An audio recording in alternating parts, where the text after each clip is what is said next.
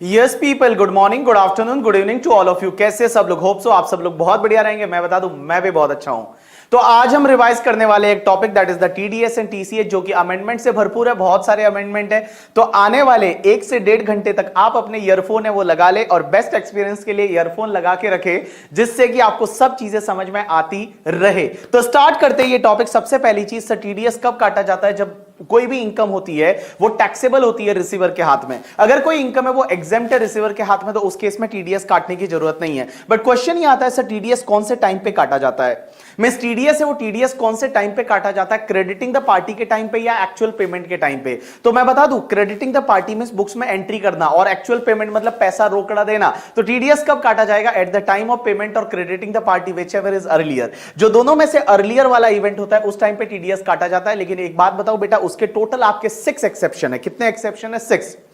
यहां पे total 6 exception है जहां पे टीडीएस काटा जाता है only at the time of payment. या तो सैलरी है तो सैलरी के केस में, उसके बाद एम्प्लॉय प्रोविडेंट फंड का अगर कोई पैसा मिलता है उसके केस में, विनिंग के केस में, लाइफ इंश्योरेंस पॉलिसी का मैच्योरिटी है उस केस में, या फिर compulsory acquisition of any asset उस पर कंपनसेशन मिलता है उस केस में, या फिर बैंक से आप कैश विड्रॉ करते हो 1 करोड़ से ज्यादा। जो बैंक से कैश विड्रॉ करते हो 1 करोड़ से ज्यादा, तो ये टोटल आपके 6 एक्सेप्शनल केसेस ऐसे हैं जिसमें एक्चुअल पेमेंट होगा तभी टीडीएस कटेगा। क्रेडिट के टाइम पे टीडीएस काटने की जरूरत नहीं है। अब एक और चीज समझना, सर टीडीएस में जितनी भी रेट रहेगी, जैसे 2%, 5%, 10%, 15%, मान लो 20-30%, सर ये जितनी भी रेट रहती है वो फ्लैट रेट रहती है या उसमें health and education cess surcharge जोड़ना पड़ेगा? तो मैं बता दूं, जितनी भी रेट होगी वो फ्लैट रेट होगी। जितनी भी रेट होगी वो फ्लैट रेट होगी। आपको जैसे 2% बोला है तो 2% से टीडीएस काटना है, 10% बोला है तो 10% से टीडीएस काटना है। लेकिन 2 केस में आपको health and education cess surcharge consider करना पड़ेगा। एक तो अगर सैलरी का पेमेंट करते हो, जब भी आप अपने एम्प्लॉय को सैलरी का पेमेंट करोगे तो पेमेंट के टाइम पे टीडीएस काटना है। उसमें क्या करना है, आपको नॉर्मल स्लैब रेट से जब आप टैक्स निकालोगे तो उसमें आपको सरचार्ज अगर लगता है तो सरचार्ज ऐड करोगे, हेल्थ एंड एजुकेशन सेस आपको ऐड करना पड़ेगा और उसके बाद आप टीडीएस काटोगे। और दूसरा, अगर किसी नॉन रेजिडेंट फॉरेन कंपनी को पेमेंट किया जा रहा है, आप किसी भी नॉन रेजिडेंट फॉरेन कंपनी को पेमेंट करोगे तो उस केस में आपको सरचार्ज है वो surcharge as well as health and education cess है वो कंसीडर करना पड़ेगा। सरचार्ज आप तभी कंसीडर करोगे जो पेमेंट किया जा रहा है। सपोज इंडिविजुअल को किया जा रहा है और 50 लाख से ज्यादा है तो उस केस में सरचार्ज कंसीडर करोगे, otherwise health and education cess है वो हमेशा आपको कंसीडर करना पड़ेगा। अब एक और चीज समझना, सर अगर मान लो आगे वाला जो पर्सन है पेई ने अपना पेन नंबर नहीं दिया, तो सेक्शन 206AA ये बोलती है कि उसका टीडीएस कौन सी रेट से कटेगा? जो भी टीडीएस की रेट है और 20% विच एवर इज हायर। अगर पेई ने अपना पेन नंबर नहीं दिया, means payee not furnish his PAN number, in that case TDS is required to be deducted at the whatever rate prescribe in the section or 20% whichever is higher. लेकिन guys एक चीज ध्यान रखना, अगर section 194O लगती है, section 194O कौन सी है? ई कॉमर्स से रिलेटेड है, अपन पढ़ेंगे, that is the new section. तो अगर ई कॉमर्स से रिलेटेड 194O लगती है तो वहां पे 20% की जगह 5% हो जाएगा। वहां 20% की जगह 5% होगा, means whatever rate given or 5% whichever is higher. You got my point or not? Yes. अब एक और चीज समझना, ये जो सेक्शन है तुम्हारी 206AA ये नहीं लगेगी। 206AA है वो नॉन रेजिडेंट पे नहीं लगेगी। अगर कोई नॉन रेजिडेंट है और फॉरेन कंपनी है और उसको स्पेसिफिक इनकम होती है, कौन कौन सी? या तो इंटरेस्ट की इनकम होती है, या रॉयल्टी की इनकम होती है, या फीस फॉर टेक्निकल सर्विस की इनकम होती है, या डिविडेंड की इनकम होती है, या कोई भी कैपिटल असेट ट्रांसफर करने पे कैपिटल गेन होता है, तो उस केस में नॉन रेजिडेंट को पेन लेने की जरूरत नहीं। नॉन रेजिडेंट ने पेन नंबर नहीं दिया तो भी बेटा ये सेक्शन नहीं लगेगी। तो मैंने क्या बोला? All people just pay attention. जो भी पेई होता है उस पेई को अपना पेन नंबर देना पड़ता है। अगर उसने पेन नंबर नहीं दिया तो pair will deduct the TDS at the rate whatever rate given in the section या फिर 20% whichever is higher।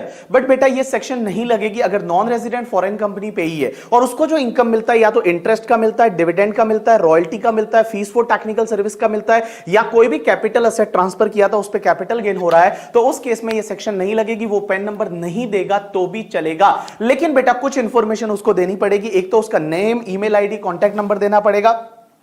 जिस कंट्री में वो रहता है, जिस कंट्री का वो रेजिडेंट है, वहां का उसको एड्रेस देना पड़ेगा। उसके बाद में उस कंट्री का अगर रेजिडेंट है उसके पास टीआरसी है, अगर टैक्स रेजिडेंसी सर्टिफिकेट, तो वो उसको देना पड़ेगा। अगर टैक्स रेजिडेंसी सर्टिफिकेट नहीं है, मान लो उसके पास वहां का पेन नंबर है, वो देना पड़ेगा। वहां का पेन नंबर नहीं है तो वहां का कोई भी ऐसा आइडेंटिफिकेशन नंबर देना पड़ेगा जिससे वो वहां पे आइडेंटिफाई किया जाता है। तो अगर ये चीजें दे देता है तो उस केस में बेटा उस पे सेक्शन 206AA है वो नहीं लगेगी। You got my point or not? Yes. अब एक और चीज समझना, सर अगर एक बात बताओ कि पेयर ने पेमेंट कर दिया और पेयर ने टीडीएस नहीं काटा, पेयर ने पेमेंट कर दिया, पेयर ने टीडीएस नहीं काटा, तो पेई क्या ऐसा बोल सकता है कि पेयर ने टीडीएस नहीं काटा तो अब मैं भी गवर्नमेंट को टैक्स भरने के लिए लायबल नहीं हूं? नहीं। अगर पेयर ने टीडीएस नहीं काटा तो उस केस में जो पेई रहेगा, जो पैसा रिसीव करता है, उसको टैक्स है वो गवर्नमेंट को डायरेक्टली पे करना पड़ेगा, ऐसा सेक्शन 191 में बोला हुआ है। उसके बाद में हम एक एक सेक्शन है वो चालू करते हैं और सबसे पहली सेक्शन है 192। 192 is related to the TDS on salary. Sir salary के केस में अपन हमेशा सेक्शन पढ़ेंगे, उसमें 3 पॉइंट पढ़ेंगे। सबसे पहले पेयर कौन होना चाहिए, पेई कौन होना चाहिए, रेट क्या होनी चाहिए और एडिशनल पॉइंट क्या है। तो सबसे पहले पेयर कौन होना चाहिए, pair is any person that is the employer. पेई कौन होना चाहिए, एम्प्लॉय होना चाहिए that is the any person. अब एक और चीज समझना, एम्प्लॉय में अगर रेजिडेंट है या नॉन रेजिडेंट है, टीडीएस यहीं पे कटेगा। नॉन रेजिडेंट पर्सन को सैलरी दिया जा रहा है, टीडीएस है वो 192 में ही कटेगा। कौन सी रेट से कटेगा सर, स्लैब रेट से कटेगा। तो इस पर्टिकुलर सेक्शन में टीडीएस जो काटा जाता है वो स्लैब रेट से काटा जाता है। अब एक और चीज समझना एडिशनल पॉइंट में कि सर क्वेश्चन ही आता है कि अगर मान लो एम्प्लॉय है, एम्प्लॉय की कुछ अदर इनकम भी है, तो अदर इनकम का डिटेल अगर एम्प्लॉय एम्प्लॉयर को देता है तो क्या एम्प्लॉयर कंसीडर करेगा? Answer is yes. अगर एम्प्लॉय ने अदर इनकम का डिटेल दिया तो एम्प्लॉयर को कंसीडर करना पड़ेगा। अगर एम्प्लॉय ने कोई लॉसेस का डिटेल दिया तो क्या एम्प्लॉयर कंसीडर करेगा? आंसर इज ना बाबा ना। लेकिन there is one exception, that is the loss from house property.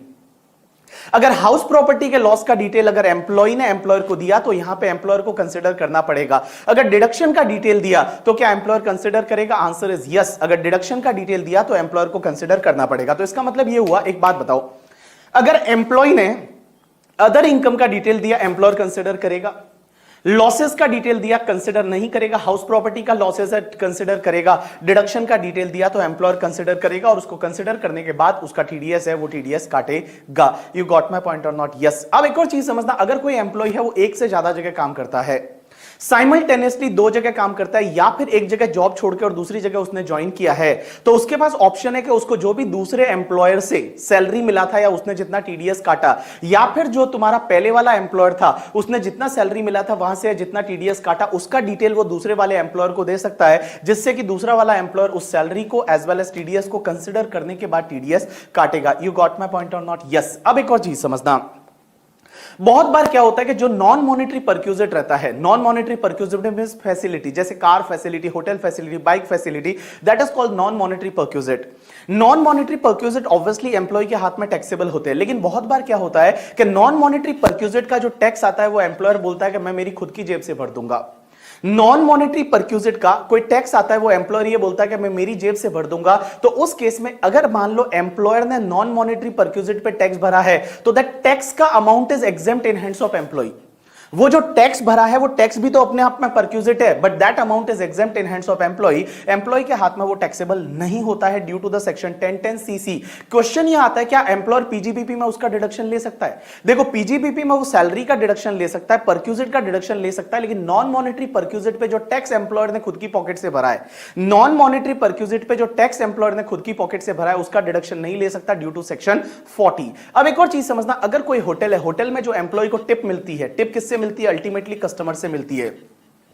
तो कस्टमर के थ्रू जो टिप रोटेट होके आती है, क्वेश्चन ही आता है कि टिप जो भी मान लो एम्प्लॉयर ने कस्टमर से कलेक्ट की और एम्प्लॉयर एम्प्लॉय को वो टिप दे रहा है, तो क्या एम्प्लॉयर को टीडीएस काटना पड़ेगा under section 192? Answer is no. यहां पे एम्प्लॉयर को टीडीएस काटने की जरूरत नहीं है। टीडीएस तभी काटते हैं जब वो इनकम सैलरी हेड में टैक्सेबल होती है। यहां tip is not going to be taxable under the head salary, so there is no need to deduct the TDS. यहां पे एम्प्लॉयर को टीडीएस काटने की जरूरत नहीं है। अब एक और चीज समझना, एक जैसे केस लॉ है that is related to the Manipal health system private limited. एक हॉस्पिटल है, हॉस्पिटल में क्या होता है, कुछ डॉक्टर है वो पर्टिकुलर टाइम के लिए आते हैं। जैसे मान लो एक डॉक्टर का नाम है मिस्टर शुक्ला, और मिस्टर शुक्ला दिन में 2 घंटे आते हैं, 12 बजे से लेकर 2 बजे तक, और वो 2 घंटे में क्या करते हैं, जितने भी पेशेंट रहते हैं उनको वो देखते हैं और उनको जो रेम्यूनरेशन मिलता है वो पर पेशेंट मिलता है। जैसे एक पेशेंट को दिखा तो उनको 500 मिलेगा, 2 को देखा 1000 मिलेगा, 10 को देखा तो 5000 मिलेगा, लेकिन उनका हिसाब है वो मंथली होता है। अब क्वेश्चन ये आता है कि उनको जो भी रेम्यूनरेशन मिल रहा है ये सैलरी में जाएगा, टीडीएस 192 में कटेगा या फिर 194 जे में कटेगा? राइट आंसर इज 194 जे में कटेगा। यहां पे जो डॉक्टर है उनके बीच में और उस हॉस्पिटल के बीच में कोई एम्प्लॉय एम्प्लॉयर का रिलेशनशिप नहीं है। There is no employee employer relationship between that hospital and that doctor. That doctor और हॉस्पिटल के बीच में there is no employee employer का रिलेशनशिप, बिकॉज यहां पे पीएफ ईएसआई वगैरह भी कुछ भी उनके नाम पे नहीं है। तो उस केस में गाइस जो टीडीएस है वो टीडीएस यहां पे जो है 194 जे में कटेगा, ना कि 192 में। You got my point or not? Yes.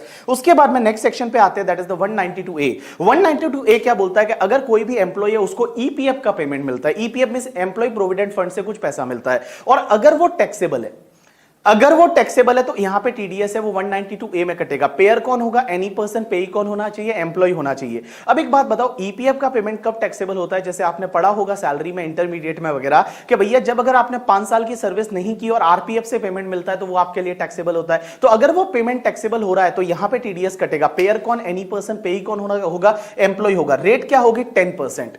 यहां पे रेट 10% है। अब एक और चीज समझना, यहां पे टीडीएस तभी कटेगा जब जो पेमेंट मिल रहा है ना वो 50,000 रुपीज या उससे ज्यादा है। मींस 50,000 रुपीज या उससे ज्यादा है। अगर 50,000 रुपीज से कम है तो उस केस में टीडीएस काटने की जरूरत नहीं, और वो पेमेंट मिल रहा है अगर वो एग्जेम्प्ट है तो भी टीडीएस काटने की जरूरत नहीं।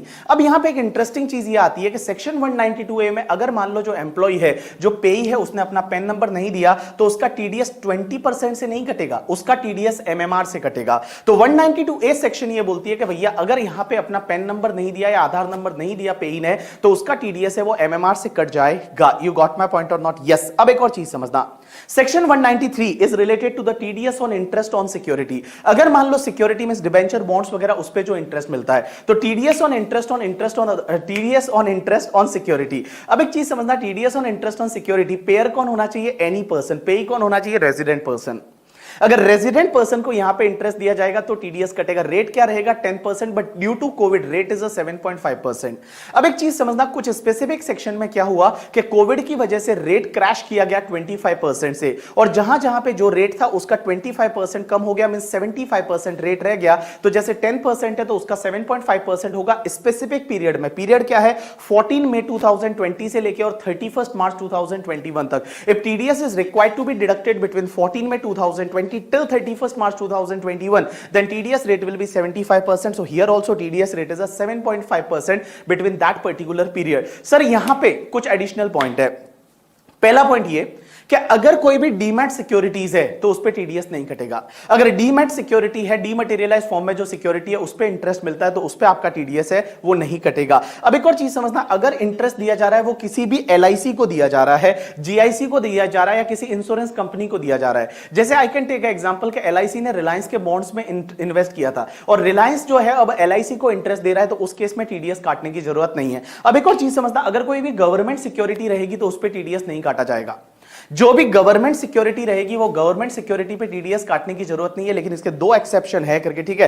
पहला एक्सेप्शन तो ये कि अगर मान लो तुम्हारा 8% सेविंग टैक्सेबल बॉन्ड्स है 2003 वाला, 8% सेविंग टैक्सेबल बॉन्ड्स है 2003 वाला, या फिर 7.75% टैक्सेबल बॉन्ड्स है 2018 वाला, और ये आरबीआई के बॉन्ड है, तो उस केस में इस पे अगर आपको इंटरेस्ट मिलता है वो 10,000 से ज्यादा है तो उस केस में टीडीएस कट जाएगा। अब एक चीज समझना, यहां पे एक floating rate of interest bonds और इशू किया 2020 वाला, आरबीआई ने एक फ्लोटिंग रेट ऑफ इंटरेस्ट वाला जो है बॉन्ड्स 2020 वाला इशू किया, यहां पे भी टीडीएस कटेगा, ऐसा आरबीआई के नोटिफिकेशन में लिखा हुआ है, बट इनकम टैक्स में अभी तक कुछ अमेंडमेंट किया नहीं है। तो आप आईसीआई का मॉड्यूल देखोगे तो उसमें ये फ्लोटिंग वाला नहीं है, बट आरबीआई का जो नोटिफिकेशन था उसमें लिखा हुआ है कि इस पे जो है वो टीडीएस कटेगा अगर 10,000 से ज्यादा का इंटरेस्ट है तो मैंने क्या बोला कि देखो, गवर्नमेंट के जो भी सिक्योरिटी रहेगी उस पे टीडीएस नहीं कटेगा। जो गवर्नमेंट की सिक्योरिटी रहेगी वो गवर्नमेंट की सिक्योरिटी पे टीडीएस नहीं कटेगा, बट इसके दो एक्सेप्शन आप ऐसे याद रखोगे। पहला तो 8% सेविंग टैक्सेबल बॉन्ड्स 2003 वाला, या 7.75% सेविंग टैक्सेबल बॉन्ड्स 2018 वाला जो है, और इस पे अगर आपको जो इंटरेस्ट मिलता है वो 10,000 से ज्यादा का है तो उस केस में टीडीएस आपका कट जाएगा। You got my point or not? Yes.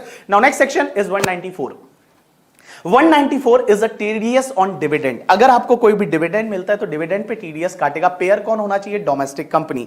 पेई कौन होना चाहिए? Resident person. रेट क्या रहेगा? 10%, लेकिन कोविड की वजह से आपका रेट है वो 7.5% हो जाएगा। लेकिन एक चीज समझना, किसी भी इंडिविजुअल को डिविडेंड दिया जा रहा है अदर देन कैश, मतलब कैश में नहीं, कैश को छोड़ के किसी भी मोड अदर देन कैश में डिविडेंड दिया जा रहा है किसी भी इंडिविजुअल को, और वो डिविडेंड पूरे साल का मिला के अप टू 5,000 है, तो उस केस में टीडीएस काटने की जरूरत नहीं है। तो देखो मेरी तरफ देखो, पेयर कौन होना चाहिए? Domestic company. पेई कौन होना चाहिए? कोई भी resident person. Rate is 10%, Covid की वजह से रेट इज 7.5%। और एक चीज समझना, यहां पे जो आपका जो डिविडेंड है वो अगर अप टू 5,000 है, किसी इंडिविजुअल को दिया जा रहा है अदर देन कैश में, तो उस केस में टीडीएस काटने की जरूरत नहीं है। अब एक और चीज समझना, 194A और 194A is related to TDS on interest other than interest on security। जो इंटरेस्ट ऑन सिक्योरिटी है, सिक्योरिटी को छोड़ के कोई भी दूसरा इंटरेस्ट है जैसे बैंक एफडी का इंटरेस्ट एंड ऑल, तो उस पे टीडीएस इस पर्टिकुलर सेक्शन में कटेगा। सबसे पहली चीज सर, पेयर कौन होना चाहिए? मैं बोलूंगा एनी पर्सन, लेकिन यहां पे एक चीज ध्यान रखना, इंडिविजुअल एचयूएफ कोई भी किसी को इंटरेस्ट दे रहा है, अगर कोई इंडिविजुअल एचयूएफ पेयर है तो उसको टीडीएस तभी काटना है जब लास्ट ईयर में उसका टर्नओवर 1 करोड़ से ज्यादा था इन केस ऑफ बिजनेस, या ग्रॉस रिसिट 50 लाख से ज्यादा था in case of profession. Otherwise individual HUF जब भी इंटरेस्ट दे रहा है किसी को, उसको टीडीएस काटने की जरूरत नहीं है। जैसे मैं एक एग्जांपल लेता हूं, all people just pay attention. जैसे मैं हूं, तो मैंने क्या किया, किसी को इंटरेस्ट दिया, मैं इंडिविजुअल हूं, मैंने किसी को इंटरेस्ट दिया, किसी से लोन लिया था, मैंने किसी को इंटरेस्ट दिया, तो मैं जब इंटरेस्ट दे रहा हूं तो मुझे आगे वाले का टीडीएस काटना है या नहीं, that depends on my last year का टर्नओवर एंड ग्रॉस रिसिट। अगर मैं बिजनेस कर रहा हूं, मेरा लास्ट ईयर का टर्नओवर 1 करोड़ से ज्यादा था, तो उस केस में मेरे को इस साल टीडीएस काटना है, या प्रोफेशन में हूं तो लास्ट ईयर का ग्रॉस रिसिट 50 लाख से ज्यादा था तो ही इस साल टीडीएस काटना है, अदरवाइज टीडीएस काटने की जरूरत नहीं है। तो all people just pay attention. यहां पे मैं पेयर क्या बोलूंगा? पेयर पहले तो मैं बोलूंगा any person, but individual HUF को टीडीएस तभी काटना है जब लास्ट ईयर का टर्नओवर 1 करोड़ से ज्यादा था या ग्रॉस रिसिट 50 लाख से ज्यादा था। अगर मान लो ये नहीं था तो उस केस में टीडीएस काटने की जरूरत नहीं है। एग्जांपल के लिए मेरी वाइफ है, तो मेरी वाइफ कोई बिजनेस नहीं कर रही, घर पे बैठी है, मजे कर रही है करके, ठीक है, मान लो हम मतलब घर संभाल रही है वो। अब एक बात समझना, तो उसका कोई बिजनेस नहीं है, तो मेरी वाइफ ने अगर किसी को इंटरेस्ट दिया तो टीडीएस काटने की जरूरत नहीं है। You got my point or not? Yes. अब एक और चीज समझना, पेई कौन होना चाहिए? पेई is a resident person. Rate क्या रहेगा? 10% रहेगा, लेकिन कोविड की वजह से यहां पे रेट है वो 7.5% हो गया। 7.5% बिटवीन 14 मई 2020 टिल 31 मार्च 2021। अब एक और चीज समझना सर, टीडीएस इंटरेस्ट पे तभी काटना है जब आप किसी भी पर्सन को इंटरेस्ट दे रहे हो और पूरे साल का इंटरेस्ट मिला के 5,000 से ज्यादा है। If that interest is more then 5,000 तभी टीडीएस काटना है, अदरवाइज टीडीएस काटने की जरूरत नहीं है। दूसरी चीज, अगर कोई भी बैंक या कोऑपरेटिव बैंक या पोस्ट ऑफिस किसी को इंटरेस्ट दे रही है, बैंक, कोऑपरेटिव बैंक या पोस्ट ऑफिस किसी को इंटरेस्ट दे रही है, तो टीडीएस तभी काटना है अगर वो इंटरेस्ट पूरे साल का मिला के 40,000 रुपए से ज्यादा है। मैंने क्या बोला? बैंक, कोऑपरेटिव बैंक या पोस्ट ऑफिस किसी को इंटरेस्ट दे रही है तो टीडीएस तभी काटना है जब वो इंटरेस्ट है वो पूरे साल का मिला के 40,000 रुपए से ज्यादा है। इफ अप टू 40,000 है तो टीडीएस नहीं काटना। एंड अगर सीनियर सिटीजन पेई है तो दिस लिमिट विल बी 50,000। अगर सीनियर सिटीजन पे ही है तो ये लिमिट 50,000 हो जाएगी। 50,000 से ज्यादा है, सीनियर सिटीजन को इंटरेस्ट दिया तो ही टीडीएस काटना है, अदरवाइज टीडीएस काटने की जरूरत नहीं है। अब एक और चीज समझना सर, ये लिमिट जो है 40,000 50,000 की bank, cooperative bank, post office से, ये लिमिट पर बैंक वाइज देखी जाएगी या पर ब्रांच वाइज देखी जाएगी? जैसे I can take example, HDFC bank के Kandivali branch, Borivali branch and Malad branch, तीनों एचडीएफसी बैंक है। कांदिवली, बोरीवली एंड मलाड, 3 ब्रांच में मेरी एफडी है और तीनों ब्रांच से मुझे 15,000 का इंटरेस्ट मिल रहा है। क्या बैंक मेरा टीडीएस काटेगी? आंसर इज यस, बिकॉज अगर कोई भी बैंक है वो कोर बैंकिंग सॉल्यूशन फॉलो करती है, कोर बैंकिंग सॉफ्टवेयर फॉलो करती है, तो ये जो लिमिट है ये लिमिट बैंक वाइज देखी जाएगी, ना कि ब्रांच वाइज। तो यहां पे एचडीएफसी बैंक की 3 ब्रांच है, but ultimately HDFC bank is paying interest 45,000, so yes they are required to deduct TDS, वो मेरा टीडीएस काटेंगे।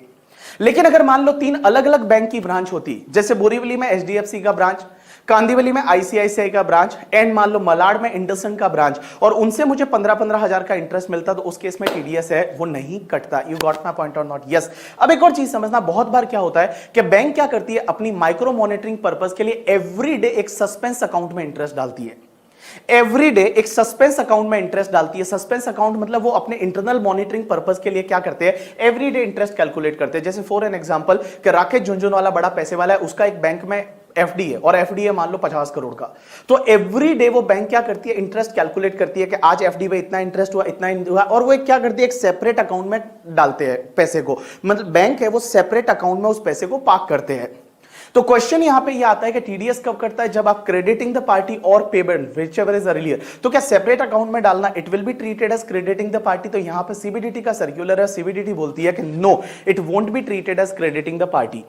यहां पे हर दिन टीडीएस काटने की जरूरत नहीं, टीडीएस काटना है as per the terms of the FD. जैसे मान लो यहां पे एफडी पे इंटरेस्ट आपको क्वार्टरली मिलने वाला है, तो क्वार्टरली जब भी आपके अकाउंट में क्रेडिट होगा तो क्वार्टरली टीडीएस काटना पड़ेगा, एवरीडे टीडीएस काटने की जरूरत नहीं है। अब एक और चीज समझना, कुछ केसेस ऐसे हैं जहां पे टीडीएस नहीं कटेगा, कुछ केसेस ऐसे हैं जहां पे टीडीएस नहीं कटेगा। एक तो सेविंग बैंक का इंटरेस्ट कितना भी हो, बचत खाता जो सेविंग बैंक है, सेविंग बैंक का इंटरेस्ट कितना भी हो उसमें टीडीएस नहीं कटेगा। दूसरा, इनकम टैक्स का आपको रिफंड मिलता है और रिफंड पे 244A का इंटरेस्ट मिलता है, उस पे टीडीएस नहीं कटता। एक बात समझना, ये सिर्फ रेजिडेंट के लिए सेक्शन है। अगर नॉन रेजिडेंट को इनकम टैक्स रिफंड पे इंटरेस्ट मिलेगा उस पे टीडीएस कटेगा, रेजिडेंट को इनकम टैक्स रिफंड का इंटरेस्ट मिला उस पे टीडीएस नहीं कटेगा। अब एक और चीज समझना, अगर आप इंटरेस्ट जो दे रहे हो वो इंटरेस्ट आप किसी बैंक को दे रहे हो या एलआईसी को दे रहे हो या यूटीआई को दे रहे हो या किसी इंश्योरेंस कंपनी को दे रहे हो तो टीडीएस काटने की जरूरत नहीं। मींस आप इंटरेस्ट बैंक को दे रहे हो, एलआईसी को दे रहे हो, यूटीआई को दे रहे हो, किसी इंश्योरेंस कंपनी को दे रहे हो तो उस केस में टीडीएस है वो टीडीएस काटने की जरूरत नहीं है। अब एक और चीज समझना, अगर कोई कोऑपरेटिव सोसाइटी है, कोऑपरेटिव बैंक नहीं है, कोऑपरेटिव सोसाइटी किसी दूसरी कोऑपरेटिव सोसाइटी को इंटरेस्ट देती है या कोऑपरेटिव सोसाइटी अपने मेंबर को इंटरेस्ट देती है तो टीडीएस काटने की जरूरत नहीं है। मैंने क्या बोला, अगर कोई कोऑपरेटिव सोसाइटी है वो किसी दूसरी कोऑपरेटिव सोसाइटी को इंटरेस्ट देती है या अपने मेंबर को इंटरेस्ट देती है तो उस केस में टीडीएस काटने की जरूरत नहीं है। लेकिन इस बार एक अमेंडमेंट है कि जो कोऑपरेटिव सोसाइटी इंटरेस्ट दे रही है, अगर उस कोऑपरेटिव सोसाइटी का लास्ट ईयर का टर्नओवर या ग्रॉस रिसीट 50 करोड़ से ज्यादा है, उस कोऑपरेटिव सोसाइटी का लास्ट ईयर का टर्नओवर या ग्रॉस एसेट है वो 50 करोड़ से ज्यादा है और इंटरेस्ट दिया जा रहा है वो 40,000 या 50,000 से ज्यादा है, सीनियर सिटीजन के केस में 50,000 और अदर केस में 40,000, तो मैंने क्या बोला, कोऑपरेटिव सोसाइटी है उसका लास्ट ईयर का टर्नओवर है वो 50 करोड़ से ज्यादा है और जो इंटरेस्ट दिया जा रहा है वो 40,000 या 50,000 से ज्यादा है तो उस केस में टीडीएस है वो इस सेक्शन में काटना पड़ेगा। अब एक और चीज समझना, जो पोस्ट ऑफिस की स्कीम होती है, पोस्ट ऑफिस की स्कीम किसान विकास पत्र, इंदिरा विकास पत्र, पोस्ट ऑफिस मंथली अकाउंट करके, ठीक है, और national saving certificate as well as the post office recurring deposits, उस पर टीडीएस काटने की जरूरत नहीं है। अब एक और चीज समझना, एक और चीज जो इसमें लिखी हुई नहीं है, एक होता है मोटर क्लेम ट्राइब्यूनल के हिसाब से अगर आपको कोई कंपनसेशन मिलता है, मैंने क्या बोला, मोटर क्लेम ट्राइब्यूनल के हिसाब से आपको कोई कंपनसेशन मिलता है और उस कंपनसेशन पे इंटरेस्ट क्रेडिट होता है तो इंटरेस्ट क्रेडिटिंग के टाइम पे टीडीएस नहीं काटना।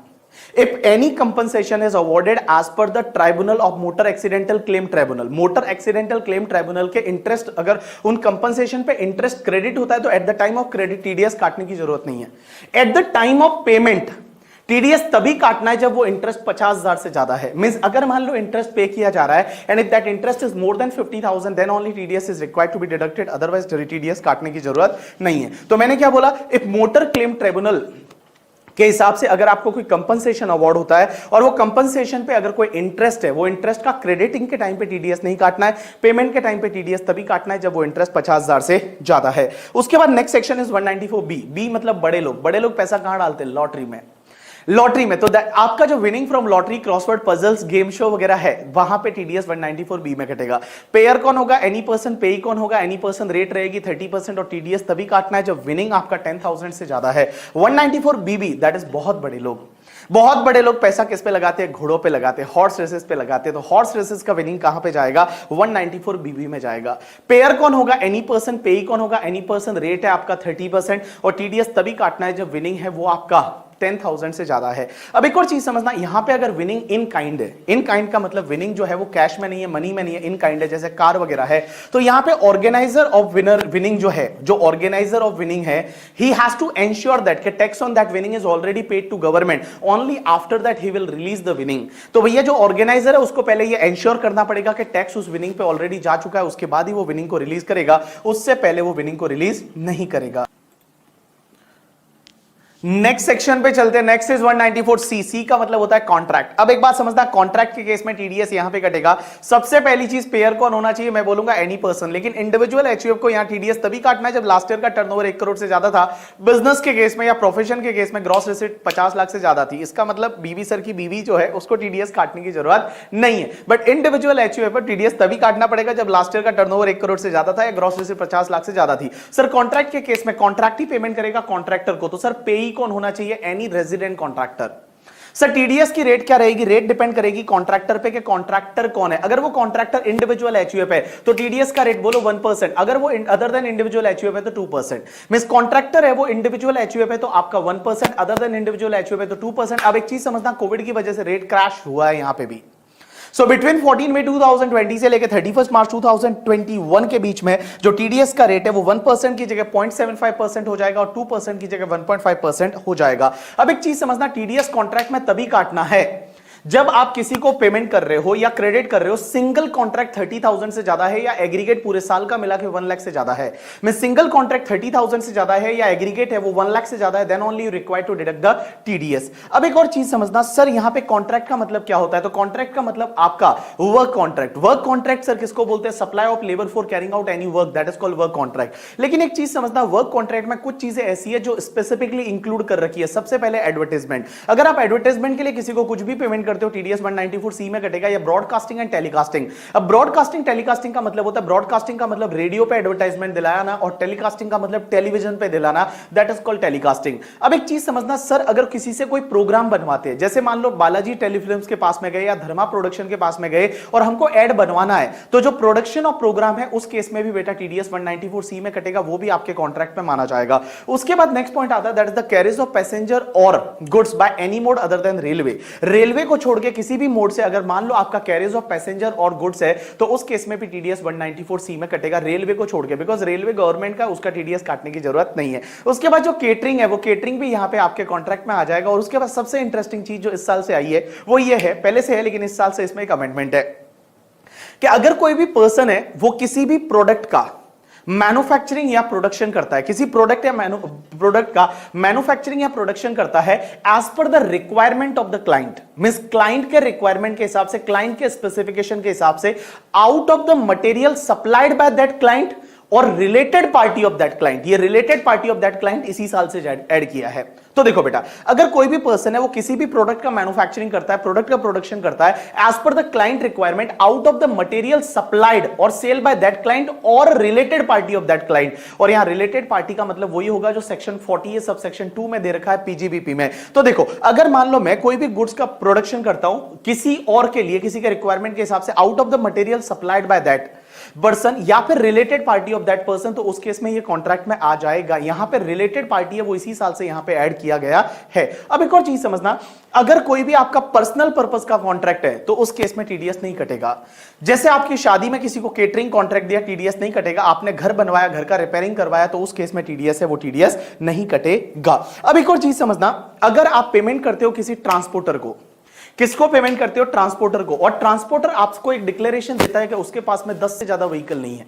आप पेमेंट करते हो ट्रांसपोर्टर को, ट्रांसपोर्टर एक डिक्लेरेशन देता है कि उसके पास में 10 से ज्यादा व्हीकल नहीं है और वो अपना पेन नंबर आपको देता है, तो उस केस में ट्रांसपोर्टर का टीडीएस काटने की जरूरत नहीं है। अब एक और चीज समझना बेटा, सर कॉन्ट्रैक्ट में क्या अपना वर्क, कॉन्ट्रैक्ट में क्या सब कॉन्ट्रैक्ट भी आएगा? Answer is yes. जैसे मान लो एक पर्सन ने किसी को कॉन्ट्रैक्ट दिया, उसने किसी को आगे कॉन्ट्रैक्ट दिया, तो उस केस में बेटा सब कॉन्ट्रैक्ट है वो सब कॉन्ट्रैक्ट भी कॉन्ट्रैक्ट में आ जाएगा। अब एक और चीज समझना, जो जॉब वर्क की मैं अभी बात कर रहा था, वो production of product as per the client requirement, that is called job work. Job work के केस में सर एक बात बताओ, इनवॉइस जो है वो इनवॉइस में मटेरियल का प्राइस अलग से बताया हुआ, तो क्या मटेरियल पे भी टीडीएस कटेगा? Answer is no.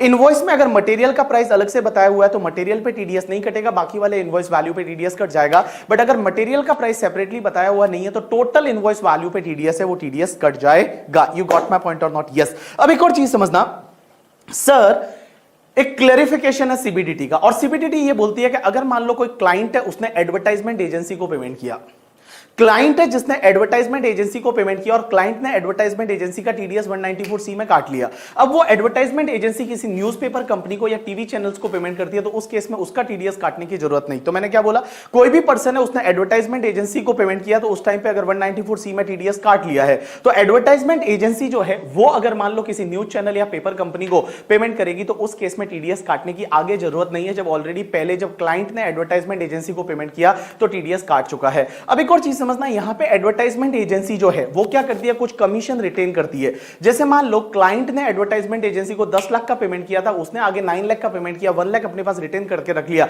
तो क्या वो कमीशन माना जाएगा? 194H में टीडीएस कटेगा? Answer is no, that won't be treated as commission. 194H में टीडीएस नहीं कटेगा। लेकिन एक प्रसार भारती वाला जो केस लॉ है, वो प्रसार भारती वाले केस लॉ में वहां पे प्योर एजेंट है और उस प्रसार भारती वाले केस लॉ में टीडीएस कट जाएगा। उसके बाद में नेक्स्ट पार्ट पे चलते हैं कि सर एक बात बताओ, बहुत बार क्या होता है, जो टीवी चैनल्स होते हैं, न्यूज चैनल्स होते हैं, वो कोई प्रोग्राम बनवाने के लिए प्रोडक्शन हाउस के पास में जाते हैं।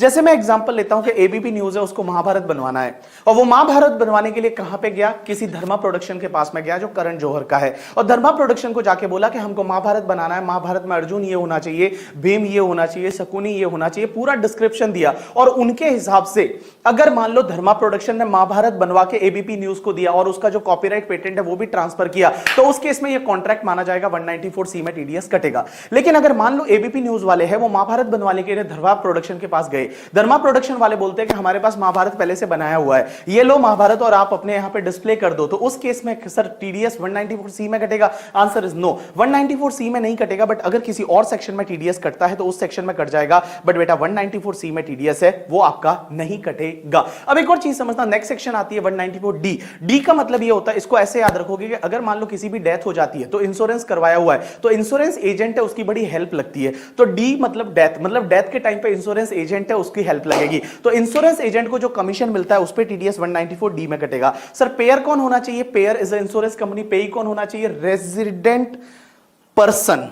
रेजिडेंट पर्सन जो है, रेजिडेंट इंश्योरेंस एजेंट है, वो तुम्हारा पेई होगा। सर रेट क्या रहेगी? 5% रहेगी, बट कोविड वाले पीरियड में यहां पे 3.75% हो गया है बिटवीन 14 मई 2020 से लेके 31 मार्च 2021 तक। अब एक चीज समझना, जो इंश्योरेंस एजेंट का जो कमीशन है, वो कमीशन अगर 15,000 से ज्यादा नहीं है तो उस केस में टीडीएस काटने की जरूरत नहीं है। पूरे साल का मिला के 15,000 से ज्यादा कमीशन है तो ही टीडीएस काटना है। If it is up to 15,000 तो टीडीएस काटने की जरूरत नहीं है। उसके बाद नेक्स्ट सेक्शन पे चलते हैं 194DA। डीए को आप ऐसे याद रखोगे कि अगर लाइफ इंश्योरेंस पॉलिसी का मैच्योरिटी आता है, अब एक बात समझना, मैच्योरिटी ऐसा जरूरी नहीं कि भैया डेथ के बाद ही आता है, डेथ के बाद मैच्योरिटी मिलता है वो तो एग्जेम्प्ट होता है, बट इसको आप ऐसे याद रख सकते हो death after, DA death after करके, मतलब लाइफ इंश्योरेंस पॉलिसी का मैच्योरिटी। अब एक चीज समझना, लाइफ इंश्योरेंस पॉलिसी के मैच्योरिटी पे अगर आपको कोई पैसा मिलता है, अगर वो टैक्सेबल है तो इस केस में इस सेक्शन में टीडीएस कटेगा।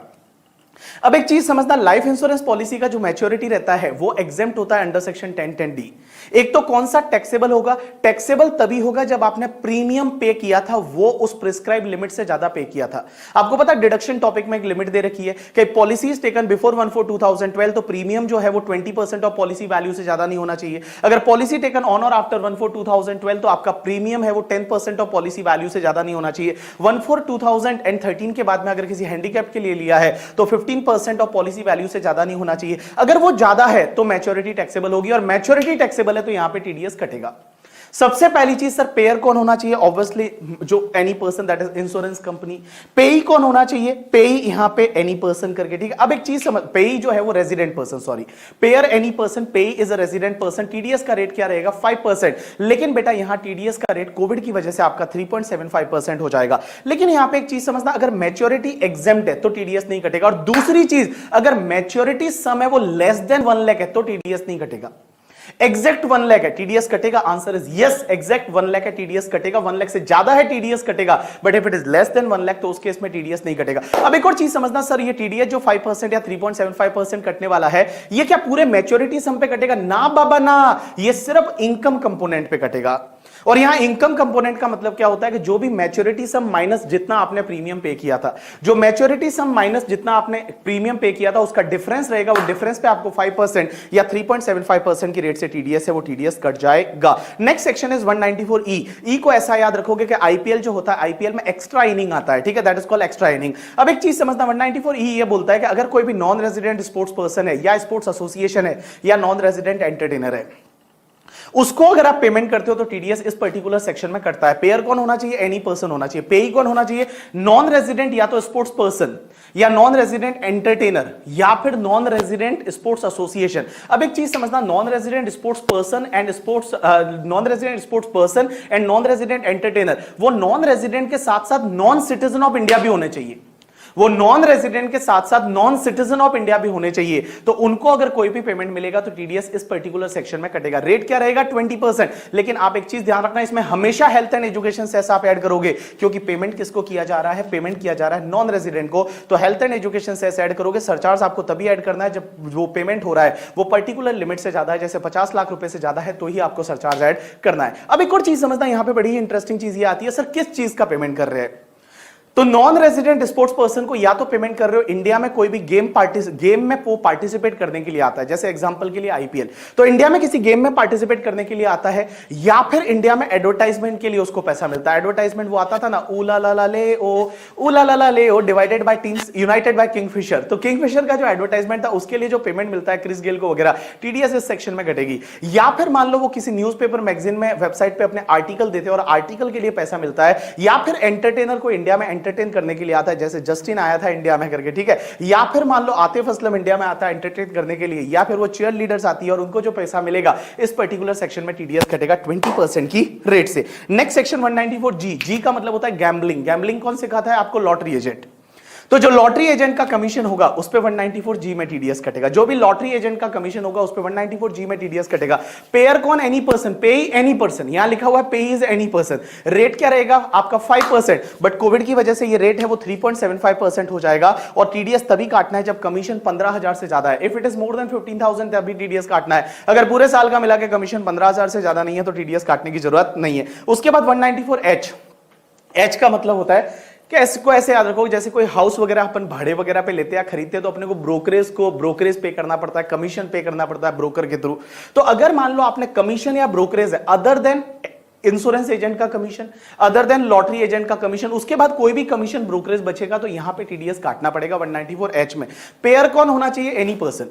बट ध्यान रखना बेटा, इंडिविजुअल एचयूएफ को टीडीएस तभी काटना है जब लास्ट ईयर में उसका टर्नओवर 1 करोड़ से ज्यादा था या ग्रॉस रिसीट 50 लाख से ज्यादा था। मतलब बीपी सर की वाइफ है तो उसको टीडीएस काटने की जरूरत नहीं है। पेई कौन होना चाहिए? Resident person. रेट क्या रहेगा? 5% रहेगा। कोविड की वजह से 3.75% और टीडीएस तभी काटना है जब 15,000 से ज्यादा का कमीशन है पूरे साल का। मींस किसी भी पर्सन को जो कमीशन ब्रोकरेज पे किया जा रहा है वो 15,000 से ज्यादा है तो उस केस में टीडीएस काटना है, अदरवाइज टीडीएस काटने की जरूरत नहीं है। अब एक और चीज समझना, यहां पे सिक्योरिटी से रिलेटेड कोई भी ब्रोकरेज और कमीशन है तो उस केस में टीडीएस काटने की जरूरत नहीं।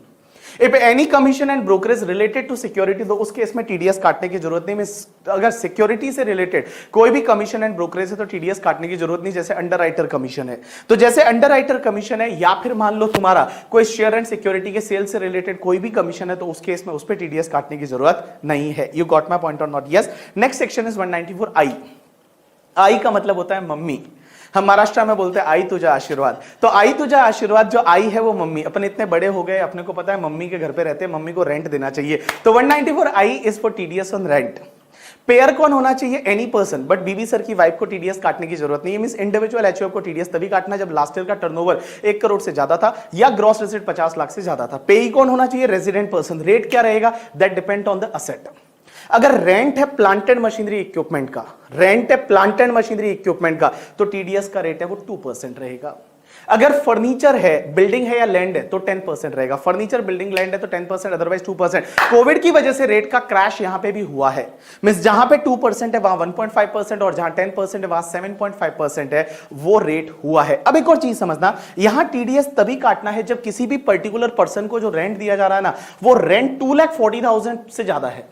मींस पूरे साल में 2,40,000 से ज्यादा है तो ही टीडीएस काटना है। अब एक चीज समझना, मैंने मान लो मेरा स्टूडियो है वो काका से भाड़े पे लिया, एक बंदा है जिसका नाम है काका, उससे मैंने भाड़े पे लिया स्टूडियो और उसको मैं पूरे साल का 5 लाख का रेंट दे रहा हूं। क्या मुझे टीडीएस काटना पड़ेगा? Answer is yes. अगर मैंने उसको रेंट दिया सिर्फ 2 लाख का, क्या टीडीएस काटना है? आंसर इज नो, यस या नो? नो नहीं काटना। 2,40,000 से ज्यादा नहीं है ना। अगर मान लो 2,40,000 का दिया तो भी टीडीएस नहीं काटना, 240 से ज्यादा दिया तो टीडीएस काटना पड़ेगा। अब एक चीज समझना, बड़ा इंटरेस्टिंग पार्ट, मैंने काका से स्टूडियो भाड़े पे लिया, पूरे साल का रेंट है ओनली 1 लाख। मैंने उससे फर्नीचर भी भाड़े पे लिया, उसका रेंट है 1 लाख। मैंने उससे प्लांट एंड मशीनरी भी भाड़े पे लिया, उसका रेंट है 1 लाख। तो मैं काका को 3 लाख का रेंट दे रहा हूं, क्या मुझे टीडीएस काटना पड़ेगा? Answer is yes. Plant and machinery furniture पे 2%, अदर पे आपका 10%, कोविड की वजह से रेट क्रैशिंग। अब एक और चीज समझना आप लोग, सर यहां पे हुआ क्या, मैंने ये स्टूडियो भाड़े पे लिया है, पूरे साल का रेंट 4 लाख है तो टीडीएस काटना पड़ेगा। लेकिन मान लो इस स्टूडियो के 2 जॉइंट ओनर हैं, एक तो मिस्टर काका और काका का भाई मिस्टर बाला। तो बाला और काका 2 जॉइंट ओनर है, मैं दोनों को 2-2 लाख का रेंट पे कर रहा हूं, बाला को 2 लाख का, काका को 2 लाख का।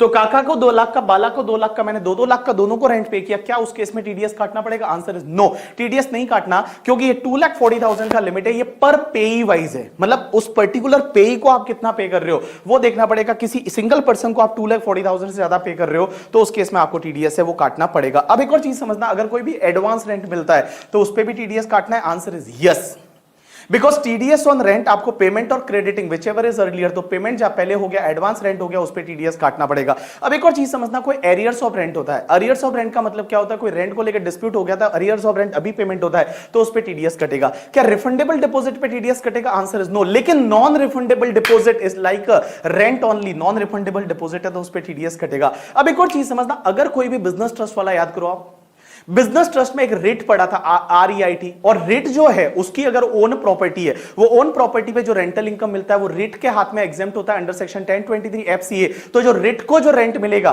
क्या उस पे कोई अदर पर्सन जो रेंट देगा रिट को वो TDS काटेगा? आंसर इज नो, उसमें TDS काटने की जरूरत नहीं है। अब एक और चीज समझना, क्वेश्चन ये आता है कि सर अगर मान लो हमने कहीं पे कोई वेयरहाउस भाड़े पे लिया, गोडाउन भाड़े पे लिया, TDS कौन सी सेक्शन में कटेगा? 194I में, because that is rent. But अगर अपन ने कोल्ड स्टोरेज फैसिलिटी ली, किसी से कोल्ड स्टोरेज फैसिलिटी ली जहां पे अपने को अदर फैसिलिटी और मिल रही है, तो वहां पे TDS 194C में कटेगा। अब एक बात समझना, जो एयरपोर्ट अथॉरिटी है वो क्या करती है? एयरलाइंस कंपनी से जो फ्लाइट की लैंडिंग चार्जेस या पार्किंग चार्जेस लेता है, तो पार्किंग और लैंडिंग चार्जेस लेता है, क्या 194I में जाएगा? Answer is no, it is not a rent, it is a contract, 194C में जाएगा, क्योंकि वहां पे बंडल ऑफ सर्विस है, वो आप अपनी मर्जी से वहां पे फ्लाइट नहीं उतार सकते करके, ठीक है? वो एयरपोर्ट अथॉरिटी आपको एक बंडल ऑफ सर्विस देती है और उसके लिए वहां पे जो TDS कटेगा वो 194C में कटेगा, 194I में TDS है वो नहीं कटेगा। You got my point or not? Yes. अब उसके बाद next section is 194IA। 194IA 2-4 साल पहले एक नई सेक्शन आई है और उसको ऐसे भी याद रख सकते हो। 194IA इज इमूवेबल प्रॉपर्टी आप एक्वायर करते हो। इमूवेबल प्रॉपर्टी आप एक्वायर करते हो तो देखो बेटा, यहां पे क्या होगा कि अगर कोई भी आप इमूवेबल प्रॉपर्टी एक्वायर करते हो other than rural agriculture land, pair कौन होगा? Pair is any person, payee कौन होना चाहिए? Resident person. और अगर आपने इमूवेबल प्रॉपर्टी एक्वायर की तो उस पे TDS का रेट है वो 1% रहेगा, TDS का रेट 1% रहेगा। लेकिन एक चीज समझना, यहां कोविड की वजह से रेट क्रैश हुआ, आंसर इज यस, कोविड की वजह से 0.75% हो जाएगा 14 मई 2020 से लेके और 31 मार्च 2021 तक। अब एक और चीज समझना, यहां पे TDS तभी कटेगा जब कंसिडरेशन ऑफ दैट प्रॉपर्टी है immovable property that is 50 lakh और मोर, मींस लेस देन 50 लाख है तो TDS नहीं कटेगा। सर एग्जैक्ट 50 लाख है तो भी TDS कटेगा, आंसर इज यस। एक बात समझना, ऐसी 2-3 सेक्शन है जहां पे ऐसी लैंग्वेज यूज हुई है। एक तो तुम्हारा 192A में जो EPF का पेमेंट लेस देन 50,000 है तो TDS नहीं कटेगा, एग्जैक्ट 50 है तो TDS कटेगा। दूसरा 194DA में लाइफ इंश्योरेंस पॉलिसी का मैच्योरिटी लेस देन 1 लाख है तो TDS नहीं कटेगा, एग्जैक्ट 1 लाख है तो TDS कटेगा। और उसके बाद इस सेक्शन में लेस देन 50 लाख है तो TDS नहीं कटेगा, 50 लाख है तो TDS कटेगा। लेकिन एक बात बताओ, बाकी जितनी भी सेक्शन थी जैसे 194C है, जैसे उसमें 30 और 1 लाख है तो एग्जैक्ट 1 लाख है तो TDS नहीं कटेगा, बट यहां पे बेटा एग्जैक्ट 50 लाख है तो भी TDS कटेगा। अब एक और चीज समझना, यहां 50 लाख कंसिडरेशन की बात की हुई है, यहां 50 लाख है वो SDB की बात नहीं की हुई। हो सकता है प्रॉपर्टी का SDB 55 लाख है बट कंसिडरेशन है वो अगर मान लो 45 लाख है तो उस केस में TDS काटने की जरूरत नहीं है। अब एक और चीज समझना कि बहुत बार क्या होता है, बिल्डर अगर कोई भी घर बेचता है तो उसके साथ में क्लब मेंबरशिप भी साथ में देता है, पार्किंग चार्जेस भी साथ में लेता है, और जो क्या बोलते हैं लाइट इलेक्ट्रिसिटी फैसिलिटी का चार्जेस भी साथ में लेता है सेल के टाइम पे। तो भैया ये 50 लाख की लिमिट देखते टाइम ये सब इंक्लूड होंगे, मींस इंसिडेंट ऑफ सेल है। अगर बिल्डर कोई भी फ्लैट वगैरह सेल करता है उसके इंसिडेंटल ये जो एक्सपेंसेस है वो अगर अपने से कलेक्ट करता है तो वो 50 लाख की लिमिट में आएगा और बेटा उस पर भी TDS है वो 1% की रेट से कटेगा। Next section is 194IB। 194IB क्या बोलता है कि अगर मान लो आप इमूवेबल प्रॉपर्टी भाड़े पे लेते हो, कैसे याद रखोगे? IB इज इमूवेबल प्रॉपर्टी भाड़े पे लेते हो, पेयर कौन होना चाहिए? सिर्फ मेरी wife, that is individual HUF, जो 194I में कवर नहीं हुए थे। आपको पता है 194I वहां पे रेंट था, rent plant and machinery furniture immovable property सब था उधर। तो अब यहां पे क्या लिखा हुआ है? सिर्फ इमूवेबल प्रॉपर्टी भाड़े पे लेते हो। लेकिन पेयर में क्या लिखा है? Individual HUF। क्योंकि एक बात बताओ, इंडिविजुअल HUF कौन सा वाला? जो 194I में कवर नहीं होता। अगर वो 194I में कवर हो जाता है तो 194I में TDS काटेगा, बट अगर 194I में कवर नहीं होता है तो बेटा इसको यहां पे TDS काटना पड़ेगा। अगर आपने इमूवेबल प्रॉपर्टी भाड़े पे ली और पर मंथ और part of the month rent 50,000 से ज्यादा है, पर मंथ और पार्ट ऑफ द मंथ है वो रेंट 50,000 से ज्यादा है, तो आपको TDS इस पर्टिकुलर सेक्शन में काटना पड़ेगा। तो इधर देखो, मेरी तरफ देखो, मेरी तरफ देखो। सबसे पहले पेयर कौन होना चाहिए? इंडिविजुअल एंड HUF, जो 194I में कवर नहीं होते। पेई कौन होना चाहिए? Resident person. रेट क्या रहेगा? 5%। TDS का रेट कोविड की वजह से 3.75% इन पर्टिकुलर पीरियड। अब एक चीज समझना, इस पर्टिकुलर सेक्शन में TDS तभी कटता है जब पर मंथ और पार्ट ऑफ द मंथ वो इमूवेबल प्रॉपर्टी का रेंट है वो 50,000 से ज्यादा है, एग्जैक्ट 50 या उससे कम है तो TDS नहीं कटेगा। एक और चीज समझना, इस सेक्शन में थोड़ी यूनिक चीज है। यूनिक ये है कि TDS काटना कब है। हमने बाकी सब सेक्शन में तो क्या पढ़ा हुआ है कि जब भी पेमेंट और क्रेडिट व्हिचएवर इज अर्लियर हर महीने काटेंगे, लेकिन यहां पे एक चीज ध्यान रखना, ये सेक्शन बोलती है कि TDS काटना है only at the time of crediting और payment of the last month of the rent. Means जब भी आप लास्ट महीने का रेंट पे करोगे या क्रेडिट करोगे तभी टीडीएस काटना है। लास्ट मंथ का रेंट आप पे करोगे या क्रेडिट करोगे तभी आपको टीडीएस काटना है, आपको हर महीने टीडीएस काटने की जरूरत नहीं है। मींस लास्ट मंथ का रेंट है, जब आप पे करते हो या क्रेडिट करते हो उसी टाइम आपको टीडीएस काटना है, last month of the year या last month of the tenancy.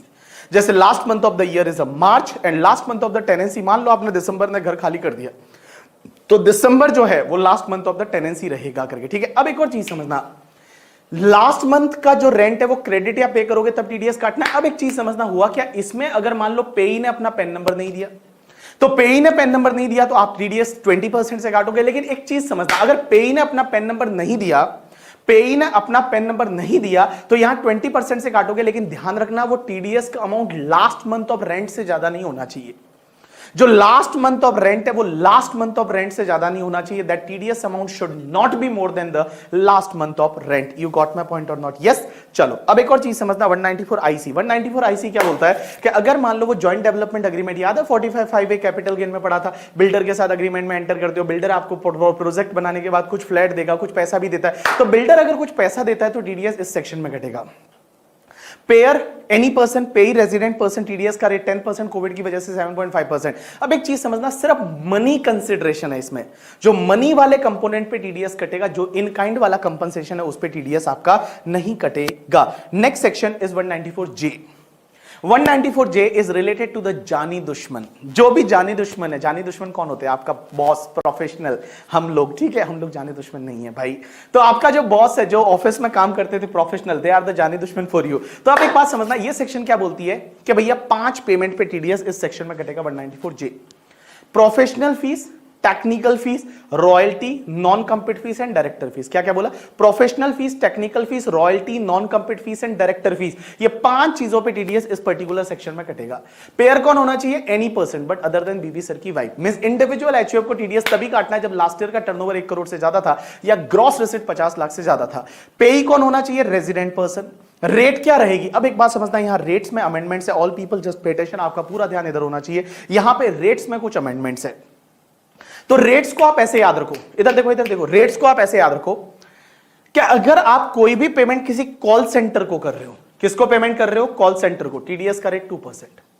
Call centre को कर रहे हो, टीडीएस का रेट 2%। दूसरा, फीस फॉर टेक्निकल सर्विस है but not being professional service. Means fees for technical service not being professional service, आप ऐसे याद रखो, fees for technical service not being professional service, TDS rate is 2%। या फिर royalty है for the cell या distribution या एग्जीबिशन ऑफ मूवी से रिलेटेड रॉयल्टी है तो 2%। बाकी सब केसेस में आपका टीडीएस का रेट 10%। तो मैंने बोला 3 जगह 2% है। कहां कहां? एक तो अगर आपने कॉल सेंटर को पेमेंट किया, टीडीएस का रेट 2%। अगर आपका फीस फॉर टेक्निकल सर्विस है but not being professional service, 2% करके, ठीक है। और उसके बाद में अगर आपका रॉयल्टी है, सेल, डिस्ट्रीब्यूशन और एग्जीबिशन ऑफ द मूवी, उससे रिलेटेड 2%, बाकी सब जगह 10%। कोविड की वजह से रेट क्रैश हुआ है? आंसर इज यस, कोविड की वजह से रेट क्रैश हुआ है और 2% की जगह 1.5%, 10% की जगह 7.5%। अब एक और चीज समझना, इधर देखो, मेरी तरफ देखो, मेरी तरफ देखो, मेरी तरफ देखो। मैं अगर रेट को वापस बोलना चाहूं, प्रोफेशनल फीस पे रेट आपका कितना है? 10%। दूसरा, टेक्निकल सर्विस जो है, नॉट बीइंग प्रोफेशनल सर्विस, वहां रेट है आपका 2%। बट अगर technical service being professional service है तो रेट हो जाएगा 10% करके, ठीक है। अगर technical service not being professional service तो 2%। रॉयल्टी पे कितना? देखो, रॉयल्टी में 2 पार्ट। अगर वो सेल, डिस्ट्रीब्यूशन और एग्जीबिशन ऑफ मूवी से रिलेटेड है तो 2%, बाकी वाला कोई रॉयल्टी है तो 10%। उसके बाद में तुम्हारा नॉन कम्पीट फीस पे 10% और डायरेक्टर फीस पे 10%। अब एक और चीज समझना, यहां पे जो ये लिमिट देखी जाती है ना, कि भैया professional fees, technical fees, royalty, non compete fees, ये अगर 30,000 से ज्यादा है तो ही टीडीएस काटना है। 30,000 से ज्यादा है तो ही टीडीएस काटना है। अगर अप टू 30,000 है तो टीडीएस नहीं काटना। और डायरेक्टर फीस पे तो लिमिट लगेगा ही नहीं। और ये लिमिट भी सेपरेटली लगता है, means nature of payment wise limit देखा जाएगा। जैसे मैंने क्या किया, एक बंदा है जिसका नाम है लक्ष्मण। लक्ष्मण को मैंने 27,000 का प्रोफेशनल फीस पे किया, 28,000 का रॉयल्टी पे किया। क्या टीडीएस काटना है? आंसर इज नो, इसमें टीडीएस नहीं काटना। एक और चीज समझना, अगर आपका प्रोफेशनल नेचर के लिए, प्रोफेशनल नेचर का प्रोफेशनल फीस है वो पर्सनल नेचर का है, अगर पर्सनल नेचर के लिए कोई प्रोफेशनल फीस है तो उसमें टीडीएस नहीं काटना। जैसे मान लो किसी डाइवोर्स के केस में एडवोकेट का सर्विस लिया, या फिर मान लो बीमार हो गए थे और बीमार होने के बाद हम डॉक्टर के पास गए और डॉक्टर से अगर कोई इलाज करवाया, पर्सनल पर्पस, इंडिविजुअल एचयूएफ का पर्सनल पर्पस का, इंडिविजुअल एचयूएफ का पर्सनल पर्पस का कोई भी प्रोफेशनल फीस है तो उस पर टीडीएस नहीं कटेगा। अब एक और चीज समझना, इधर देखना, अगर कोई इंडिविजुअल एचयूएफ है तो वो किसी को इन चीजों का पेमेंट करेगा तो टीडीएस काटना पड़ेगा। लास्ट ईयर का टर्नओवर 1 करोड़ से ज्यादा है, ग्रॉस रिसीट 50 लाख से ज्यादा है। अब एक चीज समझना, अगर इंडिविजुअल एचयूएफ का भले लास्ट ईयर का टर्नओवर 1 करोड़ से ज्यादा, लेकिन अगर उसने किसी को रॉयल्टी का पेमेंट किया या नॉन कम्पीट फीस का पेमेंट किया तो टीडीएस नहीं काटना। मैंने क्या बोला? इंडिविजुअल एचयूएफ लास्ट ईयर का टर्नओवर 1 करोड़ से ज्यादा है, ग्रॉस रेट 50 लाख से ज्यादा है, उसने किसी को रॉयल्टी का पेमेंट किया या नॉन कम्पीट फीस का पेमेंट किया, डायरेक्टर फीस का तो पेमेंट कर ही नहीं सकता, तो रॉयल्टी नॉन कम्पीट फीस का पेमेंट किया तो टीडीएस नहीं काटना। मैं इन सिंपल वर्ड में एक बहुत बात बोलूं आपको, इंडिविजुअल एचयूएफ जिसका लास्ट ईयर का टर्नओवर 1 करोड़ से ज्यादा था, ग्रॉस रेट 50 लाख से ज्यादा था, वो किसी को पेमेंट करता है, टीडीएस तभी काटना है जब वो प्रोफेशनल फीस या टेक्निकल फीस पे करता है। प्रोफेशनल फीस या टेक्निकल फीस है, प्रोफेशनल फीस या टेक्निकल फीस है वो पे करता है तो ही टीडीएस काटना है, अदरवाइज टीडीएस नहीं काटना। और प्रोफेशनल फीस में भी अगर वो पर्सनल नेचर का है तो उस केस में टीडीएस काटने की जरूरत नहीं है। You got my point or not? Yes. अब एक और चीज समझना, next part is related to 194K। ये नई सेक्शन है इसी साल से। अगर आपको म्यूचुअल फंड यूटीआई से कोई भी इनकम मिलती है, म्यूचुअल फंड यूटीआई से इनकम मिलती है तो नाउ इट इज टैक्सेबल, तो यहां पे टीडीएस कटेगा। पेयर कौन होगा? म्यूचुअल फंड कंपनी या यूटीआई। पेई कौन होगा? Resident person. रेट क्या रहेगा? 10%। और टीडीएस नहीं काटना अगर पूरे साल में 5000 तक ही इनकम मिलता है। अगर आपको अप टू 5000 इनकम मिलता है तो उस केस में टीडीएस काटने की जरूरत नहीं है। उसके बाद सेक्शन 194L है, आपकी प्रॉपर्टी ले गए, आपकी प्रॉपर्टी ले गए means compulsory acquisition of the property. अगर आपकी प्रॉपर्टी का कंपल्सरी एक्विजिशन हो जाता है तो उस केस में जो कंपनसेशन मिलता है उस पर टीडीएस कटेगा। पेयर एनी पर्सन, पेई resident person, rate is 10%, Covid की वजह से रेट इज 7.5%। अब एक चीज समझना, टीडीएस तभी कटेगा जब कंपनसेशन आपका 2.5 लाख रुपए से ज्यादा है, मींस पूरे साल का कंपनसेशन इज अप टू 2,50,000, तो उस केस में टीडीएस काटने की जरूरत नहीं है। और अगर रूरल एग्रीकल्चर लैंड है तो उस केस में टीडीएस काटने की जरूरत नहीं है। रूरल एग्रीकल्चर लैंड है तो टीडीएस काटने की जरूरत नहीं है। बाकी कोई भी अगर कंपल्सरी एक्विजिशन होता है तो उसमें टीडीएस कटेगा। Next part is 194LB। 194LB क्या बोलता है कि अगर कोई भी इंफ्रास्ट्रक्चर डेट फंड है और उसने किसी नॉन रेजिडेंट फॉरेन कंपनी को इंटरेस्ट दिया, तो इंफ्रास्ट्रक्चर डेट फंड ने नॉन रेजिडेंट फॉरेन कंपनी को इंटरेस्ट दिया, 5% की रेट से टीडीएस कटेगा। और इंफ्रास्ट्रक्चर डेट फंड वो वाला जो सेक्शन 1047 में बोला हुआ है। Next section 194M। अब 194M को आप कैसे याद रखोगे पता है? 194M is a mixtures of 194C, 194J and 194H। 194M is a mixture of 194C, 194J and 194H। ये सेक्शन बोलती है आप किसी को कॉन्ट्रैक्ट का पेमेंट करते हो या फिर कमीशन ब्रोकरेज का पेमेंट करते हो या फिर आप क्या बोला, कॉन्ट्रैक्ट, कमीशन ब्रोकरेज या प्रोफेशनल फीस का पेमेंट करते हो तो टीडीएस इस सेक्शन में घटेगा। लेकिन क्यों? वो तो ऑलरेडी सेक्शन थी। लेकिन एक चीज समझना, यहां पेयर क्या लिखा हुआ है? सिर्फ इंडिविजुअल एचयूएफ, और वो वाले इंडिविजुअल एचयूएफ जो 194C, 194J एंड 194H में कवर नहीं होते। 194C, 194J, 194H में बीबी सर की वाइफ कवर नहीं हो रही थी। मींस ऐसा कोई इंडिविजुअल एचयूएफ जिसका लास्ट ईयर का टर्नओवर अप टू 1 करोड़ है या अप टू 50 लाख है तो वो लोगों को उन सेक्शन में तो टीडीएस नहीं काटना था, बट इस सेक्शन में काटना पड़ जाएगा। या फिर एक बात बताओ, 194C में मैंने बताया था कि पर्सनल नेचर का कॉन्ट्रैक्ट है तो टीडीएस नहीं कटता, आपकी शादी में केटरिंग का कॉन्ट्रैक्ट। या 194J में मैंने बताया था पर्सनल नेचर के लिए प्रोफेशनल फीस पे किया तो उस सेक्शन में टीडीएस नहीं कटता, लेकिन इस सेक्शन में काटना पड़ेगा अगर आपने किसी रेजिडेंट पर्सन को पेमेंट या क्रेडिट किया और पूरे साल का 50 लाख से ज्यादा है, सिर्फ 50 लाख से ज्यादा है तो इस सेक्शन में टीडीएस कटेगा। रेट रहेगी 5%, बट कोविड की वजह से रेट आपका 3.75% हो जाएगा। तो देखो बेटा, पेयर कौन?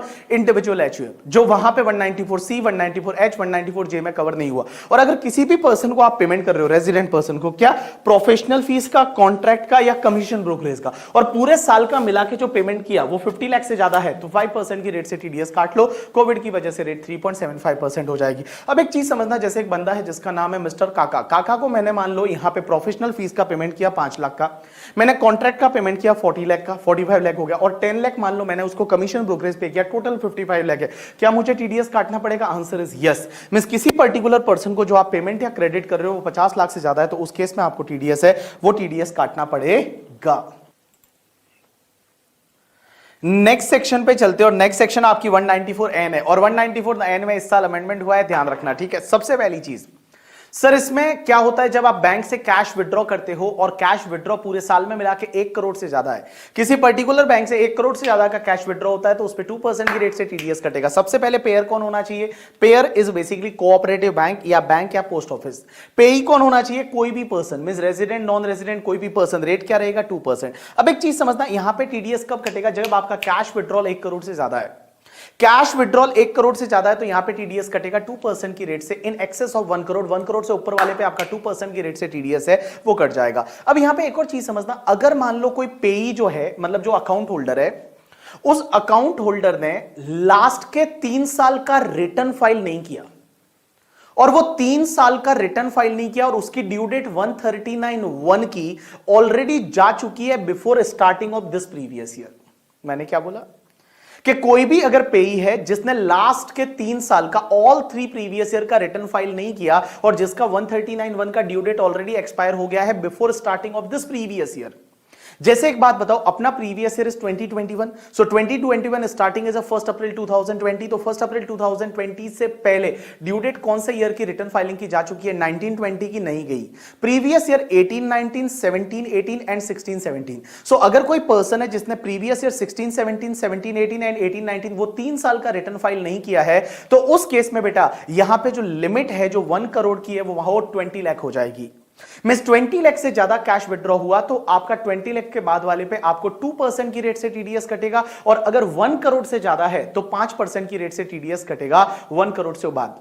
तो मैंने आपको क्या बोला? All people just pay attention. Normally यहां पे टीडीएस 1 करोड़ से ज्यादा कैश विड्रॉ होता है तो उस पे आपका 2% की रेट से कटेगा, लेकिन जो नॉन फाइलर है अकाउंट होल्डर, जो नॉन फाइलर अकाउंट होल्डर है जिसने लास्ट के 3 साल का रिटर्न फाइल नहीं किया इस प्रीवियस ईयर के पहले, ऑलरेडी वो ड्यू डेट उस ईयर की 139 वाली जा चुकी है, तो उसके लिए 20 लाख से ज्यादा होते ही आपका 2% से टीडीएस, और 1 करोड़ से ज्यादा है तो आपको 5% की रेट से टीडीएस है वो काटना पड़ेगा। You got my point or not? Yes. अब एक चीज समझना, यहां पे ये सेक्शन नहीं लगेगी। कब नहीं लगेगी? कुछ एक्सेप्शनल केसेज है जो कैश विड्रॉल के केस में ये सेक्शन नहीं लगेगी।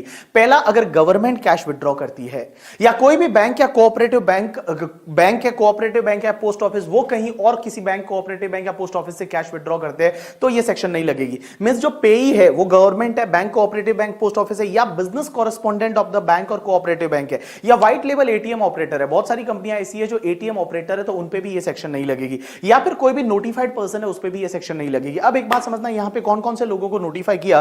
तो सबसे पहला, अगर कोई भी ऑथोराइज्ड डीलर है या एजेंट है जो फुल फ्लेज मनी चेंजर है जिनको आरबीआई से लाइसेंस मिला हुआ है, तो फुल फ्लेज जो मनी चेंजर है जिनको आरबीआई से लाइसेंस मिला हुआ है और वो कैश विड्रॉ करते हैं, तो उस केस में ये सेक्शन नहीं लगेगी। लेकिन वो काम क्या कर रहे हैं? Purchase of the foreign currency from the foreign tourist और नॉन रेजिडेंट विजिटिंग इंडिया। जो फॉरेन के टूरिस्ट है या नॉन रेजिडेंट वो इंडिया में विजिट करते हैं तो उनसे फॉरेन करेंसी खरीदते हैं, उनको इंडियन रुपीस देते हैं, या फिर जो इंडियन रेजिडेंट पर्सन है जो इंडिया के बाहर गया था घूमने के लिए, वो वापस इंडिया में रिटर्न होता है तो क्या करता है? इंडियन करेंसी लेता है फॉरेन करेंसी देके, तो ये वाला काम कर रहे हैं। या फिर disbursement of inward remittance to the recipient beneficiary in India in cash under money transfer service scheme MTSS of RBI, उसमें अगर वो ये पैसा जो है वो उसको रेमिटेंस करते हैं तो उस केस में उन पे ये सेक्शन नहीं लगेगी। तो आप ऐसे याद रखो कि जो फुल टाइम मनी चेंजर है उस पे ये सेक्शन नहीं लगेगी। उसके बाद जो तुम्हारे एपीएमसी मंडी में जो एजेंट्स होते हैं, एपीएमसी मंडी आजकल बहुत चल रहा है किसान आंदोलन की वजह से, तो जो एग्रीकल्चर प्रोड्यूस मार्केट कमेटी होती है, जो मंडियां होती है, उस मंडी में जो भी तुम्हारे एजेंट या ब्रोकर होते हैं वो अगर कैश विड्रॉ बैंक से करेंगे तो उस पे ये सेक्शन नहीं लगेगी।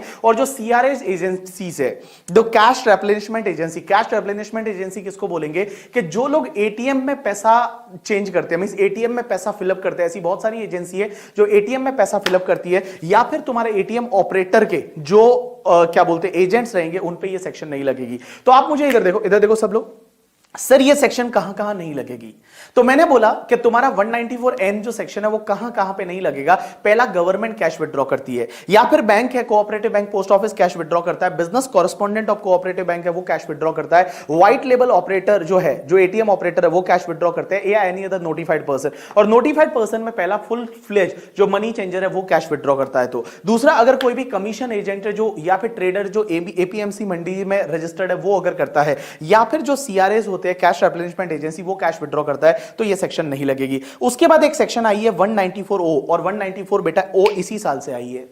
और 194 ओ सेक्शन क्या बोलती है कि तुम्हारा जो ई कॉमर्स ट्रांजैक्शन होगा, ई कॉमर्स ऑपरेटर जो है वो ई कॉमर्स पार्टिसिपेंट को जब पेमेंट करेगा या उसका अकाउंट क्रेडिट करेगा तो यहां पे टीडीएस कटेगा। तो मैंने बोला कि अगर मान लो ई कॉमर्स मतलब इलेक्ट्रॉनिक कॉमर्स मतलब जो इंटरनेट वाला है, ठीक है। अब एक बात समझना, ये सेक्शन जो है वो 1 अक्टूबर 2020 से, ये सेक्शन ये बोलती है कि अगर कोई भी ई कॉमर्स ऑपरेटर है, ई कॉमर्स ऑपरेटर उसको बोलेंगे कि ऐसा ऑपरेटर, ऐसा पर्सन जो कोई भी वेबसाइट ओन करता है या कोई पोर्टल ओन करता है जिसके थ्रू दूसरों के गुड्स वगैरह बेचता है, that is called e commerce operator. Example के लिए अमेजॉन या एग्जांपल के लिए फ्लिपकार्ट, तो that is called e commerce operator. अब एक बात समझना, ई कॉमर्स ऑपरेटर है वो किसी रेजिडेंट ई कॉमर्स पार्टिसिपेंट को पेमेंट करता है। ई कॉमर्स पार्टिसिपेंट का मतलब वो वाला बंदा जो अमेजॉन या फ्लिपकार्ट के थ्रू अपना गुड्स बेचता है। जैसे हम बीबी वर्चुअल से, और हम लोग क्या करते हैं, हमारी बुक जो कॉम्पैक्ट है वो मान लो यहां पे हम मेक माई डिलीवरी वेबसाइट के थ्रू बेचते हैं या अमेजॉन के थ्रू बेचते हैं या फ्लिपकार्ट के थ्रू बेचते हैं, तो we are the ecommerce participant. तो एक बात समझना, यहां पे समझने की कोशिश करना, this section is applicable from 1 अक्टूबर 2020 से। पेयर कौन होगा यहां पे, ई कॉमर्स ऑपरेटर। पेई कौन होगा, रेजिडेंट पार्टिसिपेंट। सर यहां पे रेट क्या रहेगी, 1% of the gross amount, 1% of the gross amount पे टीडीएस कटेगा। बट कोविड की वजह से यहां पे रेट है वो तुम्हारी 0.75% हो जाएगी। अब एक बात समझना, 0.75% बिटवीन आपका कब, 14 मई 2020 से लेके 31 मार्च 2021 तक। लेकिन मैं एक बात बोलूं, जब ये सेक्शन ही 1 अक्टूबर से आई है, ये सेक्शन जो है, ये सेक्शन ही अगर 1 अक्टूबर से आई है तो ऑब्वियसली यहां 1 अक्टूबर 2020 से लेके और 31 मार्च 2021 तक आपका टीडीएस का रेट 0.75% होगा। अब एक और चीज समझना, यहां टीडीएस है वो ग्रॉस अमाउंट पे लेना है। ग्रॉस अमाउंट का मतलब क्या होता है कि जैसे I can take example, Amazon ने हमारी बुक जो सेल की वो 1 करोड़ की सेल की। उन्होंने क्या किया कि 20 लाख, मान लो 20% उनका कमीशन था, वो काटने के बाद 80 लाख का हमको पेमेंट किया। हमारा टीडीएस कितने पे कटेगा, 80 लाख पे या 1 करोड़ पे? राइट आंसर इज 1 करोड़ पे। मींस जो gross amount of the sale और सेल ऑफ गुड्स और सर्विस है, उस ग्रॉस अमाउंट पे यहां पे टीडीएस कटेगा। अब एक और चीज समझना, बहुत बार क्या होता है कि भैया अमेजॉन ने सेल किया 1 करोड़ का, बट 1 करोड़ में से ऑलरेडी 70 लाख हमारे अकाउंट में सीधा कस्टमर से आ गया था। मींस अमेजॉन ने क्या किया, वहां हमारा अकाउंट नंबर डिस्प्ले किया था, तो स्टूडेंट ने क्या किया, वो अकाउंट नंबर से सीधा हमारे अकाउंट में पैसा डाल दिया। 70 लाख ऑलरेडी आ गया, अमेजॉन के पास 30 लाख आया, और 30 लाख में से उन्होंने पूरे 1 करोड़ पे 20 लाख टीडीएस काटने, वो सॉरी कमीशन काटने के बाद हमको 10 लाख का पेमेंट किया। My question to all of you, यहां टीडीएस सिर्फ 30 लाख पे कटेगा, पूरे 1 करोड़ पे कटेगा? राइट आंसर इज पूरे 1 करोड़ पे कटेगा। मींस अगर मान लो कोई कस्टमर है या क्लाइंट है, उससे डायरेक्टली पार्टिसिपेंट को पैसा मिल जाता है, तो लेकिन वो सेल जो यहां फैसिलिटेट करवाई थी, वो यहां पे सेल जो फैसिलिटेट हुई थी वो ई कॉमर्स ऑपरेटर ने करवाई थी, तो इस केस में पूरे ग्रॉस अमाउंट पे टीडीएस है वो कट जाएगा, भले पैसा जो है वो ऑलरेडी कस्टमर से पार्टिसिपेंट को मिल गया है। अब एक चीज समझना, यहां पे टीडीएस नहीं कटेगा एक केस में, अगर कोई ई कॉमर्स पार्टिसिपेंट है, वो e commerce participant individual HUF है। मिस बीबी वर्चुअल्स है वो इंडिविजुअल एचयूएफ है, मान लो मिस्टर बीबी है, तो ई कॉमर्स पार्टिसिपेंट है वो इंडिविजुअल एचयूएफ है। पूरे साल का सेल जो है उस पार्टिसिपेंट का जो कर रहा है ई कॉमर्स ऑपरेटर, वो 5 लाख से ज्यादा नहीं है, और जो ई कॉमर्स पार्टिसिपेंट है वो अपना पैन नंबर या आधार नंबर दे देता है, तो उस केस में यहां पे टीडीएस काटने की जरूरत नहीं है। तो मैंने क्या बोला, 3 कंडीशन सेटिस्फाइड होगी तो टीडीएस नहीं कटेगा। सबसे पहली चीज, ई कॉमर्स पार्टिसिपेंट है वो कौन है, इंडिविजुअल एचयूएफ है। दूसरा, भैया ई कॉमर्स पार्टिसिपेंट है, उसके लिए जो सेल कर रहा है ई कॉमर्स ऑपरेटर, वो पूरे साल की जो ग्रॉस सेल है करके, ठीक है, वो 5 लाख से ज्यादा नहीं है, 5 लाख से ज्यादा नहीं है। एंड तीसरी चीज, ई कॉमर्स पार्टिसिपेंट अपना जो पैन नंबर है या आधार नंबर दे देता है, तो उस केस में टीडीएस काटने की जरूरत नहीं है। अब एक और चीज समझना, अगर मान लो इस पर्टिकुलर सेक्शन में टीडीएस कट जाता है 194 ओ में, या टीडीएस नहीं कटता due to the limit of that 5 lakh individual HUF वाला, तो उस केस में अगर इस सेक्शन में टीडीएस कट चुका है तो और किसी सेक्शन में टीडीएस नहीं कटेगा। You got my point or not? Yes. उसके बाद में एक सेक्शन होती है 195 सेक्शन, ये बोलती है 195 जो सेक्शन है वो ये बोलती है कि अगर कोई भी पर्सन है वो किसी नॉन रेजिडेंट फॉरेन कंपनी को पेमेंट करता है, और नॉन रेजिडेंट फॉरेन कंपनी के हाथ में अगर वो इनकम टैक्सेबल है, तो नॉन रेजिडेंट फॉरेन कंपनी का टीडीएस है वो काटना पड़ेगा। कौन सी रेट से, जो भी इनकम टैक्स एक्ट में रेट दे रखी है, या फिर तुम्हारा डीटीडब्ल्यूए का rate, which ever is more beneficial है, उस रेट से टीडीएस है वो टीडीएस काटना पड़ेगा। उसके बाद सेक्शन 196 ये बोलती है कि जो भी इनकम मिलती है यूटीआई म्यूचुअल फंड से, यूटीआई म्यूचुअल फंड से जो इनकम मिलती है वो नॉन रेजिडेंट फॉरेन कंपनी को मिल रही है, तो उसमें 20% की रेट से टीडीएस काटना पड़ेगा। 196 जो ये बोलती है कि अगर मान लो कोई भी एलटीसीजी होता है या इनकम मिलती है जो 115 एबी में कवर होती है, 115 एबी आप नॉन रेजिडेंट में देखोगे, ओफो वाला, overseas foreign like overseas foreign organisation, तो उनको अगर मान लो ओवरसीज फाइनेंशियल ऑर्गेनाइजेशन, उनको अगर कोई भी इनकम होती है, एलटीसीजी होता है, तो उस पर टैक्स जो टीडीएस कटेगा वो 10% की रेट से कटेगा। उसके बाद 196 सी जो सेक्शन होती है वो ये बोलती है कि नॉन रेजिडेंट को अगर मान लो जीडीआर या फिर बॉन्ड्स है, उस पर 115 एसी में जो बोला हुआ है, उस पर जो इनकम मिलती है, वो इनकम जो इंटरेस्ट है उस पर 10% की रेट से से टीडीएस है वो 10% की रेट से टीडीएस कट जाएगा। और 196D ये बोलती है कि अगर मान लो आप किसी भी एफआईआई को, that is foreign institutional investor को, उनको जो इनकम देते हो तो उस पर डिविडेंड है या फिर इंटरेस्ट है तो उस पर 20% की रेट से टीडीएस कटेगा, लेकिन वो स्पेसिफाइड फंड है तो उस पर 10% की रेट से टीडीएस कटेगा। ये ज्यादा समझ में आएगा जब आप नॉन रेजिडेंट वाला पार्ट समझोगे। अब एक चीज समझना, टीडीएस से रिलेटेड कुछ और इंटरेस्टिंग पार्ट है। सबसे पहली चीज ये कि अगर मान लो कहीं पे भी कोई भी अमाउंट है उसमें सर्विस पे जीएसटी है तो उस पर टीडीएस नहीं कटेगा। मीन जीएसटी अमाउंट पे टीडीएस नहीं कटेगा अगर वो जीएसटी ऑन सर्विस है। जीएसटी ऑन सर्विस का मतलब जैसे प्रोफेशनल फीस है 10 लाख का, उसमें 1,80,000 का जीएसटी है तो टीडीएस कितने पे कटेगा? 11,80,000 और only 10 lakh. Right answer is only 10 lakh पे। अगर पेई है वो central government, state government, RBI या स्टैट्यूटरी कॉर्पोरेशन है या म्यूचुअल फंड है तो उस केस में टीडीएस नहीं कटेगा। अब एक और चीज समझना, अगर मान लो आपकी इनकम टैक्सेबल नहीं है या आपके पुराने बहुत सारे लॉसेज है और इस साल जो भी आपको पैसा मिल रहा है वो पैसा उस पे टीडीएस तो कटेगा, तो बेटर है आप इनकम टैक्स ऑफिसर को बोलो, मींस आप डिपार्टमेंट को बोलोगे सर हमारी इनकम तो ऐसे भी नहीं है, या फिर जो मतलब हमारी इनकम है वो पुराने लॉसेज से सेटअप हो जाएगी एंड ऑल, तो सर हमको यहाँ पे टैक्स भरना नहीं आएगा। तो हम आपसे रिक्वेस्ट करते हैं कि प्लीज आप हमको एक सर्टिफिकेट दे दो जिससे कि आगे वाला हमारा टीडीएस नहीं काटे या लोअर रेट से काटे, that is called low rate या नो रेट ऑफ डिडक्शन का सर्टिफिकेट। तो अगर डिपार्टमेंट मुझे ये सर्टिफिकेट दे देता है तो जो भी पेयर रहेगा उसको मैं ये सर्टिफिकेट दूंगा तो पेयर जो है वो मेरा टीडीएस नहीं काटेगा या बहुत ही लो रेट से काटेगा। उसके बाद यहां पे सेक्शन 4 बोलती है कि अगर मान लो आपको इनकम होती है 5 सेक्शन में, मींस ये 5 सेक्शन की नेचर वाली इनकम होती है। कौन कौन सी? या तो 192A वाली, 192 है ईपीएफ का पेमेंट, 193 इंटरेस्ट ऑन सिक्योरिटी, 194 है interest other than interest on security, 194DA life insurance policy का मैच्योरिटी, या 194I दैट इज रेंट। मैंने क्या बोला? 192A, 193, 194A, 194DA या 194I की इनकम होती है और आपकी इनकम बेसिक एग्जेम्पशन से ज्यादा नहीं है तो आप आगे वाले को एक 15G 15H का डिक्लेरेशन दे सकते हो कि भाई मेरी इनकम बेसिक एग्जेम्पशन से ज्यादा नहीं है तो मेरे को टैक्स तो आएगा नहीं, तो प्लीज मेरा टीडीएस मत काटो। तो उस केस में वो आपका टीडीएस नहीं काटेगा अगर आपको ये 5 सेक्शन की इनकम होती है। 192A, 193, 194A, 195, 194DA and 194I, अगर ये 5 सेक्शन की इनकम होती है तो आप डिक्लेरेशन दे सकते हो। नॉर्मल केस में 15G और अगर कोई सीनियर सिटीजन है तो 15H देगा। लेकिन एक बात समझना, यहां पे जो आपको इनकम मिल रही है ना वो income itself is more then basic exemption.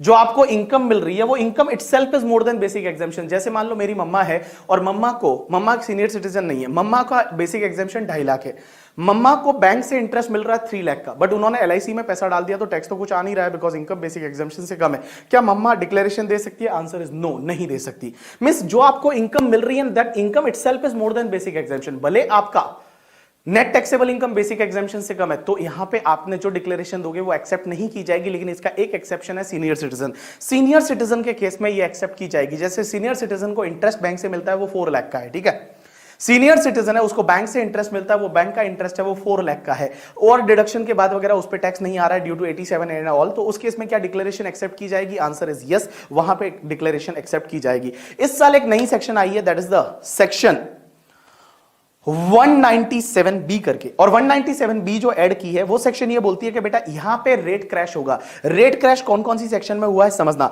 एक तो 193 में हुआ, 194 में हुआ, 194A, 194C, 194D, 194DA। ये 194EE और 194F है वो ज्यादा इंपॉर्टेंट है नहीं करके, ठीक है, इसके लिए उसको कवर करते नहीं बिकॉज 194F तो एक ऐसा है कि आपने म्यूचुअल फंड की कुछ यूनिट है वो 91, 92 में खरीदी थी और उसका कुछ पैसा मिलता है तो टीडीएस कटेगा, that is not more important both section. Okay, so मैंने क्या बोला, देखो 193, 194 इंटरेस्ट वाला, 194A interest on other than security, 194C contract, 194D insurance agent का कमीशन, ठीक है, 194DA that is life insurance policy का मैच्योरिटी, 194G गैम्बलिंग कौन सिखाता है? Insurance agent, 194H that is commission, 194I rent, I immovable property acquire करते हो, IB immovable property भाड़े पे लेते हो, IC वो आपका जॉइंट डेवलपमेंट एग्रीमेंट, J में जानी दुश्मन प्रोफेशनल फीस एंड ऑल, के मतलब आपका डिविडेंड वाला, not dividend, UTI mutual fund वाला करके, ठीक है, 194 था डिविडेंड वाला यहां पे। 194LA आपकी प्रॉपर्टी जो है वो कंपलसरी एक्वायर हो जाती है। 194LBA क्या होता है कि अगर कोई भी तुम्हारा, याद है 194LBA बिजनेस ट्रस्ट में अपन ने पढ़ा था कि जो बिजनेस ट्रस्ट है वो यूनिट होल्डर को जब पेमेंट करता है और रेजिडेंट यूनिट होल्डर है करके, ठीक है, तो यहां टीडीएस का रेट है वो क्रैश होगा, 10% की जगह 7.5% हो जाएगा। 194LB क्या बोलता है कि अगर कोई इन्वेस्टमेंट फंड है वो अपने रेजिडेंट यूनिट होल्डर को पेमेंट करेगा तो 10% की जगह जो रेट है वो 7.5% हो जाएगा। और 194LBC क्या बोलता है, अगर कोई सिक्योरिटाइजेशन ट्रस्ट है वो रेजिडेंट यूनिट होल्डर को पेमेंट करेगा तो यहां पे टीडीएस का रेट क्रैश होगा, बट ये रेट क्रैश है वो सिर्फ इस पर्टिकुलर पीरियड में होगा, मींस 14 मई 2020 से लेकर और 31 मार्च 2021 के बीच में अगर TDS required to be deduct था तो उस केस में 25% टीडीएस रेट का क्रैश हो जाएगा। अब एक और चीज समझना, टीडीएस का पेमेंट का ड्यू डेट क्या है, तो मैं आपको बताऊं पेमेंट का ड्यू डेट क्या है कि भैया जिस महीने में टीडीएस काटा अगले महीने की 7 तारीख तक आपको जमा करवाना है। जिस महीने में आप टीडीएस काटोगे अगले महीने की 7 तारीख तक आपको जमा करवाना है, लेकिन मार्च का टीडीएस आपको 30 अप्रैल तक जमा करवाना है।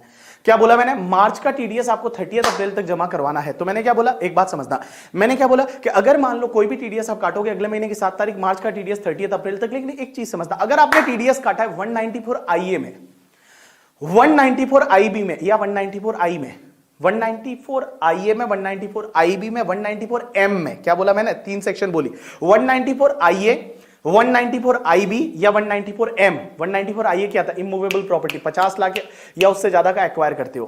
194 IB क्या था, इमूवेबल प्रॉपर्टी भाड़े पे लेते हो, 50,000 या उससे ज्यादा का रेंट है। एंड 194 M क्या था, मिक्सचर ऑफ 3 सेक्शन, 50 लाख से ज्यादा का, प्रोफेशनल फीस, कमीशन एंड आपका ब्रोकरेज वो सब देते थे, ठीक है, कॉन्ट्रैक्ट वाला। तो ये 3 सेक्शन ऐसी है जिसमें आप जो टीडीएस काटोगे ना, आप तो एक तो 10 नंबर लेने की जरूरत नहीं, उन तीनों सेक्शन में आपको 10 नंबर लेने की जरूरत नहीं। और बेटा जो टीडीएस आपने इस महीने में काटा ना, अगले महीने के 30 डेज में आपको जमा करवाना है। मींस अगले महीने की 7 तारीख नहीं, इस महीने में टीडीएस काटा तो अगले महीने के 30 डेज में जमा करवाना है। और यहां आपको 10 नंबर लेने की जरूरत नहीं, आपका पेन नंबर चलेगा। और यहां पे रिटर्न कौन से फॉर्म में फाइल होता है, 26 QB, QC and QD। Means 194 IA है तो 26 QB, अगर मान लो 194 IB है तो 26 QC और 194 M है तो 26 QD। ये तुम्हारे जो 3 फॉर्म है, इन फॉर्म में रिटर्न जाएगा। और रिटर्न भी बेटा कब तक फाइल करना है, अगले महीने के 30 दिन के अंदर अंदर। सो अलोंग विथ रिटर्न है वो आपको टीडीएस का गवर्नमेंट को पेमेंट करना है। अब एक बात समझना सर, टीडीएस रिटर्न की ड्यू डेट क्या रहती है, तो टीडीएस रिटर्न की ड्यू डेट क्या रहती है, क्वार्टरली जाता है रिटर्न। जैसे ही क्वार्टर एंड हो जाता है, क्वार्टर एंड के बाद अगले महीने का लास्ट डेट, तो जैसे जून क्वार्टर एंड हुआ तो 31 जुलाई, सितंबर क्वार्टर तो 31 अक्टूबर, दिसंबर क्वार्टर तो 31 जनवरी, बट मार्च क्वार्टर के लिए 30 अप्रैल नहीं, 31 मई, क्योंकि 30 अप्रैल तक तो आपको मार्च का टीडीएस है वो जमा करवाना पड़ता है, तो यार 31 मई तक है वो आपको रिटर्न फाइल करना पड़ेगा। टीसीएस के केस में ये डेट जो है वो 15th हो जाती है, टीसीएस रिटर्न की ये डेट है वो 15th हो जाती है। अब एक और चीज समझना, जो भी आप टीडीएस रिटर्न फाइल करोगे यहां उसका प्रोसेसिंग होता है अंडर सेक्शन 200A। और 200A सेक्शन ये बोलती है कि इनकम टैक्स डिपार्टमेंट का जो सीपीसी है बैंगलोर में, वो क्या करता है, आपके टीडीएस रिटर्न का प्रोसेसिंग करता है। अगर उसमें कोई अरिथमेटिक एरर है या इनकरेक्ट क्लेम है तो उसको रेक्टिफाई करने के बाद आपको इंटीमेशन मिल जाती है, टीडीएस टीसीएस इंटीमेशन। और टीडीएस टीसीएस इंटीमेशन है वो आपको कब तक मिलेगी, with in 1 year from the end of the financial year in which return was filed. With in 1 year from the end of the financial year in which return was filed है, आपको वो TDS TCS intimation है वो मिल जाती है। अब एक और चीज समझना, आपने अगर मान लो किसी का टीडीएस जो है नहीं काटा तो क्या होगा, तो टीडीएस अगर आपने नहीं काटा या काटा बट गवर्नमेंट को जमा ही नहीं करवा रहे हो तो आपको असेसी इन डिफॉल्ट बनाया जा सकता है। और आपको असेसी इन डिफॉल्ट बनाया जाता है तो उस केस में आपका सेक्शन 220 का इंटरेस्ट और 221 की पेनल्टी लग जाएगी। अब एक और चीज समझना कि बेटा अगर मान लो आपने टीडीएस लेट काटा या फिर आपने टीडीएस काटा बट गवर्नमेंट को लेट जमा करवाया तो आपको एक इंटरेस्ट लगता है। अगर आपने लेट काटा या लेट जमा करवाया तो आपको एक इंटरेस्ट लगता है 201(1)(a) वाला। और ये इंटरेस्ट कब से कब तक लगता है, देखो अगर आपने लेट काटा तो लेट डिडक्शन पे इंटरेस्ट लगेगा 1% पर मंथ और part of the month from the date on which TDS was deductible till the date on which TDS is deducted. मैंने क्या बोला, इंटरेस्ट जितना अमाउंट टीडीएस का आपने नहीं काटा था, उस लेट काटा है आपने, तो उस पे इंटरेस्ट लगेगा जितना टीडीएस का अमाउंट था उस पे 1% पर मंथ और part of the month from the date on which TDS was deductible till the date on which TDS was deducted. और एक बात बताओ, लेट जमा करवाया, जैसे मान लो इस मंथ में आपने टीडीएस जमा करवाया, अगले महीने की 7th तक आपको जमा करवाना, अगले इस महीने में टीडीएस काटा तो अगले महीने के 7th तक जमा करवाना है। आपने अगर 7th को जमा नहीं करवाया, 8th को जमा करवाया तो इंटरेस्ट लगेगा, आंसर इज यस। कितना लगेगा, 1.5% पर मंथ और part of the month. But sir कब से लगेगा, क्या 8th से लगेगा, ना बाबा ना, यहां इंटरेस्ट लगेगा from the date on which TDS was deducted till the date on which TDS is paid to government. मैंने क्या बोला, लेट डिपॉजिट करवाया, इंटरेस्ट लगेगा 1.5% पर मंथ और part of the month from the date on which TDS deducted till the date on which TDS is paid to government. Mean जिस दिन TDS काटा उस दिन से लेकर जिस दिन आपने टीडीएस गवर्नमेंट को जमा करवाया उस दिन तक आपको इंटरेस्ट लगेगा 1.5% पर मंथ और पार्ट ऑफ द मंथ। अब एक बात समझना, टीडीएस रिटर्न अगर आप गवर्नमेंट को लेट फाइल करते हो तो उसमें 200 रुपया पर डे का आपको फीस लगेगा। तो जितने दिन का डिले है उसमें 200 रुपया पर डे का फीस लगेगा अंडर सेक्शन 234E। अब एक और चीज समझना, क्या आपको पता पीजीबीपी में मैंने एक कंसेप्ट पढ़ाया था कि अगर मान लो आपने टीडीएस नहीं काटा, सपोज हमने किसी को पेमेंट किया, हमने टीडीएस नहीं काटा, गलती हो गई, बट आगे वाला बंदा बड़ा ईमानदार है, उसने क्या किया, उस इनकम को अपनी इनकम में कंसीडर कर लिया, उसने अपना रिटर्न फाइल कर दिया, जो टैक्स आता था वो पे कर दिया, और हम एक चार्टर्ड अकाउंटेंट से एक फॉर्म लाके दे देते हैं under section 20 under form number 26A करके एक फॉर्म होता है, वो फॉर्म हम अगर चार्टर्ड अकाउंटेंट से लाके दे देते हैं तो उस केस में हम असेसी इन डिफॉल्ट नहीं माने जाएंगे। और भैया वो खर्चा भी हमको पता 30% 100% पीजीबीपी सेक्शन 40 में अलाउ हो जाता था। कब अलाउ होता था? जब आगे वाले ने अपना रिटर्न फाइल कर दिया। लेकिन वहां पे सेक्शन 2011A का इंटरेस्ट भी लगेगा। कब से? जिस दिन 1% पर मंथ और part of the month from the date on which TDS was deductible till the date on which payee filed the return. मतलब जिस दिन पेई ने अपना रिटर्न फाइल किया उस दिन तक आपको 1% पर मंथ और पार्ट ऑफ द मंथ जितना टीडीएस नहीं काटा था उस पर इंटरेस्ट लग जाएगा। You got my point or not? Yes. So this is the completion of yes people. अब अपन चालू करते हैं टीसीएस। टीसीएस का मतलब होता है टैक्स कलेक्शन एट सोर्स। अब एक चीज समझना, कुछ गुड्स का सेल होता है और सेल के केस में सेलर क्या करेगा? बायर से टैक्स कलेक्ट करेगा। सेलर क्या करेगा? बायर है, वो बायर से टैक्स कलेक्ट करेगा, दैट इज कॉल्ड टीसीएस। अब एक चीज समझना, टीसीएस कब कलेक्ट करना है? तो टीसीएस कलेक्ट करना है either at the time of debiting the party और received the payment whichever is earlier. या तो जो पेमेंट पैसा मिलता है तब, या फिर debiting the party whichever is earlier. लेकिन इसके दो एक्सेप्शन है। एक तो तुम्हारा 2061F वाला, दैट इज मोटर व्हीकल के केस में, और एक तुम्हारा 2061H वाला। H वाला मतलब वो सेल ऑफ गुड्स, इस साल से आया 50 लाख से ज्यादा वाला। ये दो केस ऐसे हैं जिसमें आपको टीसीएस कलेक्ट करना है only at the time of receipt of payment. Only at the time of the receipt of payment है वो आपको टीसीएस है वो कलेक्ट करना। तो मैंने क्या बोला, सब केसेस में टीसीएस कब कलेक्ट करोगे? Eight the time of debiting the party or payment receive होता है व्हिचएवर इज अर्लियर। बट दो उसके एक्सेप्शन है। एक तो तुम्हारा 2061F वाला मोटर व्हीकल वाला, और दूसरा तुम्हारा 1H वाला, that is sale of goods 50 lakh से ज्यादा वाला। उसमें जब कंसिडरेशन मिलेगा तभी आपको टीसीएस वो कलेक्ट करना है। अब क्वेश्चन यह आता है कि सर टीसीएस है वो कौन कौन से गुड्स पे लगता है? तो सबसे पहला alcoholic liquor for human consumption. Alcoholic liquor for human consumption, बेवड़े लोगों के पीने का दारू, उस पे टीसीएस लगेगा 1% की रेट से। दूसरा तेंदू लीव्स मतलब बीड़ी पत्ता, उस पे 5% की रेट से।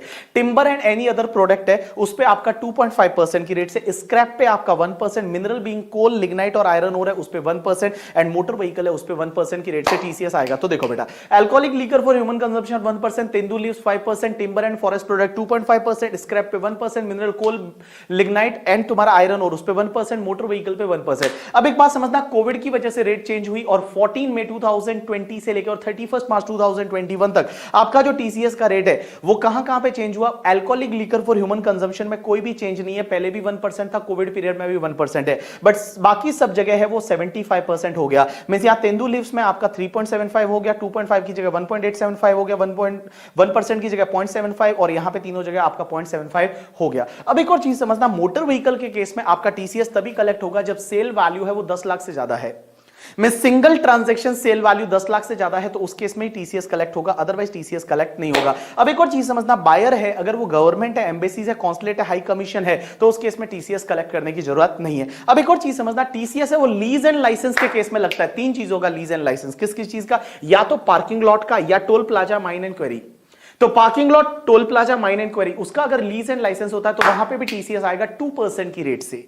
लीज के केस में भी भैया यहां पे जो लेसी रहेगा करके, ठीक है, वो लेसी क्या करेगा? जब भी लीज का रेंट का पेमेंट करेगा लेसर को, तो वो वहां पे टीसीएस भी अपना देगा और 2% की रेट से टीसीएस लगेगा। कोविड की वजह से यहां पे आपका रेट है वो 1.5% हो जाएगा। और एक बात समझना, माइंस के केस में भी, या माइंस का लीज एंड लाइसेंस है वहां टीसीएस लगेगा, लेकिन मिनरल ऑयल्स की माइन को छोड़ के। अब एक और चीज समझना, यहां 1 से लेके 5 तक के ये जो गुड्स है ना, ये वाले गुड्स जो है अगर आप पर्सनल पर्पस के लिए खरीदते हो, आपका ए से लेके ई तक का, एफ नहीं, अगर ये पर्सनल यूज के लिए खरीदते हो तो उस केस में टीसीएस नहीं आएगा। जैसे आप मान लो 100 रुपए की दारू खरीदते हो, तो क्या आप अपना 1% टीसीएस दोगे? आंसर इज नो, वहां पे टीसीएस देने की जरूरत नहीं। लेकिन मोटर व्हीकल आप अगर पर्सनल पर्पस के लिए खरीदते हो तो भी आपका टीसीएस है वो टीसीएस आएगा। You got my point or not? Yes. अब एक और चीज समझना, ये जो गुड्स दे रखे हैं ना, ये गुड्स अगर आप खरीदते हो और आप रेजिडेंट पर्सन हो और आप ये डिक्लेरेशन देते हो कि ये जो गुड्स है मैं इलेक्ट्रिसिटी जनरेट करने में यूज करने वाला हूं या किसी और गुड्स के प्रोडक्शन में यूज करने वाला हूं, जैसे alcoholic liquor for human consumption है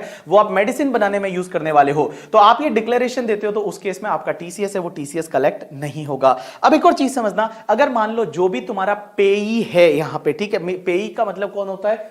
जिसको पेमेंट किया जाता है। पेयर कौन होता है? जो पेमेंट करता है। तो यहां पे एक बात समझना, जब मैं बोलूंगा कलेक्टी जो है वो कलेक्टी जो है जिससे पेमेंट कलेक्ट किया जा रहा है, मींस कुल मिला के बायर बोल देता हूं थोड़ी देर के लिए। बायर को अपना पेन नंबर देना पड़ेगा सेलर को।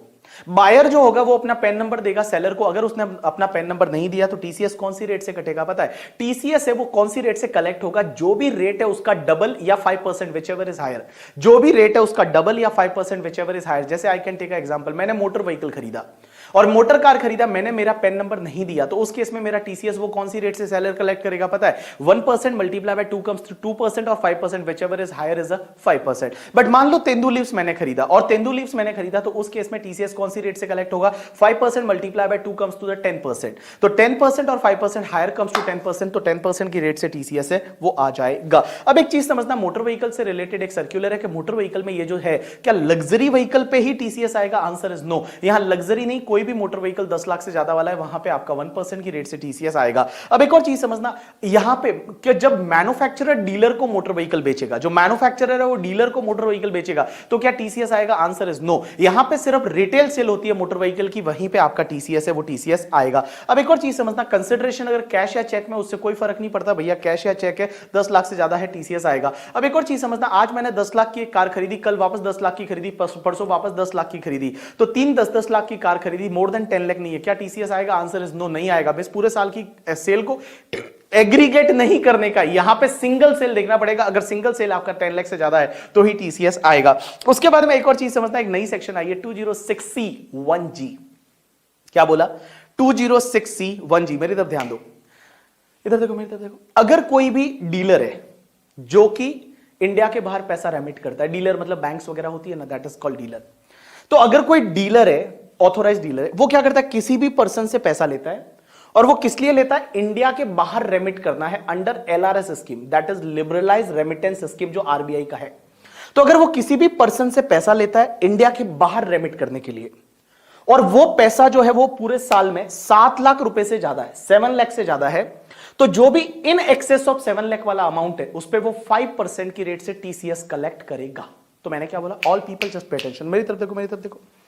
अगर कोई ऑथोराइज डीलर है, वो किसी भी पर्सन से पैसा लेता है, ठीक है, और किस लिए? इंडिया के बाहर रेमिट करने के लिए अंडर एलआरएस स्कीम, और वो 7 लाख से ज्यादा है, तो इन एक्सेस ऑफ 7 लाख पे 5% की रेट से टैक्स कलेक्ट करेगा। जैसे मान लो एक डीलर है, जैसे आईसीआईसीआई बैंक है, उसने किसी से कलेक्ट किया 10 लाख, तो 10 लाख कलेक्ट किया, तो 3 लाख पे 5% की रेट से टीसीएस है वो आ जाएगा। अब एक और चीज समझना, जो पैसा कलेक्ट किया जा रहा है वो पैसा अगर एजुकेशनल लोन वाला है, मींस आगे वाले ने एजुकेशनल लोन लिया था और वो एजुकेशनल लोन वाला पैसा इंडिया के बाहर रेमिट किया जा रहा है, तो यहां पे टीसीएस का रेट 5% की जगह 0.5% होगा। टीसीएस का रेट है वो 5% की जगह 0.5% होगा। अब एक और चीज समझना, ये जो सेक्शन है, ये सेक्शन है वो 1 अक्टूबर 2020 से आई है, और यहां पे रेट क्रैश नहीं है। यहां पे 75% वाला जो रेट है वो ऐसा नहीं है कि 75% रेट लगेगा, 5 मतलब 5 और 0.5 मतलब 0.5। अब एक और चीज समझना, अगर कोई सेलर है, उसने किसी को ओटीपीपी बेचा, क्या बेचा? OTPP. OTPP means overseas tour programme package, जो फॉरेन हनीमून पैकेज वगैरह बेचते हैं, घूमने के पैकेज वगैरह, दैट इज कॉल्ड ओटीपीपी। तो अगर कोई सेलर है जिसने बायर को ओटीपीपी बेचा, तो यहां पे बायर से वो 5% है वो टीसीएस कलेक्ट करेगा। कितना? 5% टीसीएस। यहां पे वो 7 लाख का लिमिट नहीं है, वो एलआरएस वाली स्कीम में 7 लाख का लिमिट था, यहां पे 5%, वो 7 लाख का लिमिट नहीं है। तो देखो, दो पार्ट है यहां पे, इधर देखो, इधर देखो, मेरी तरफ देखो।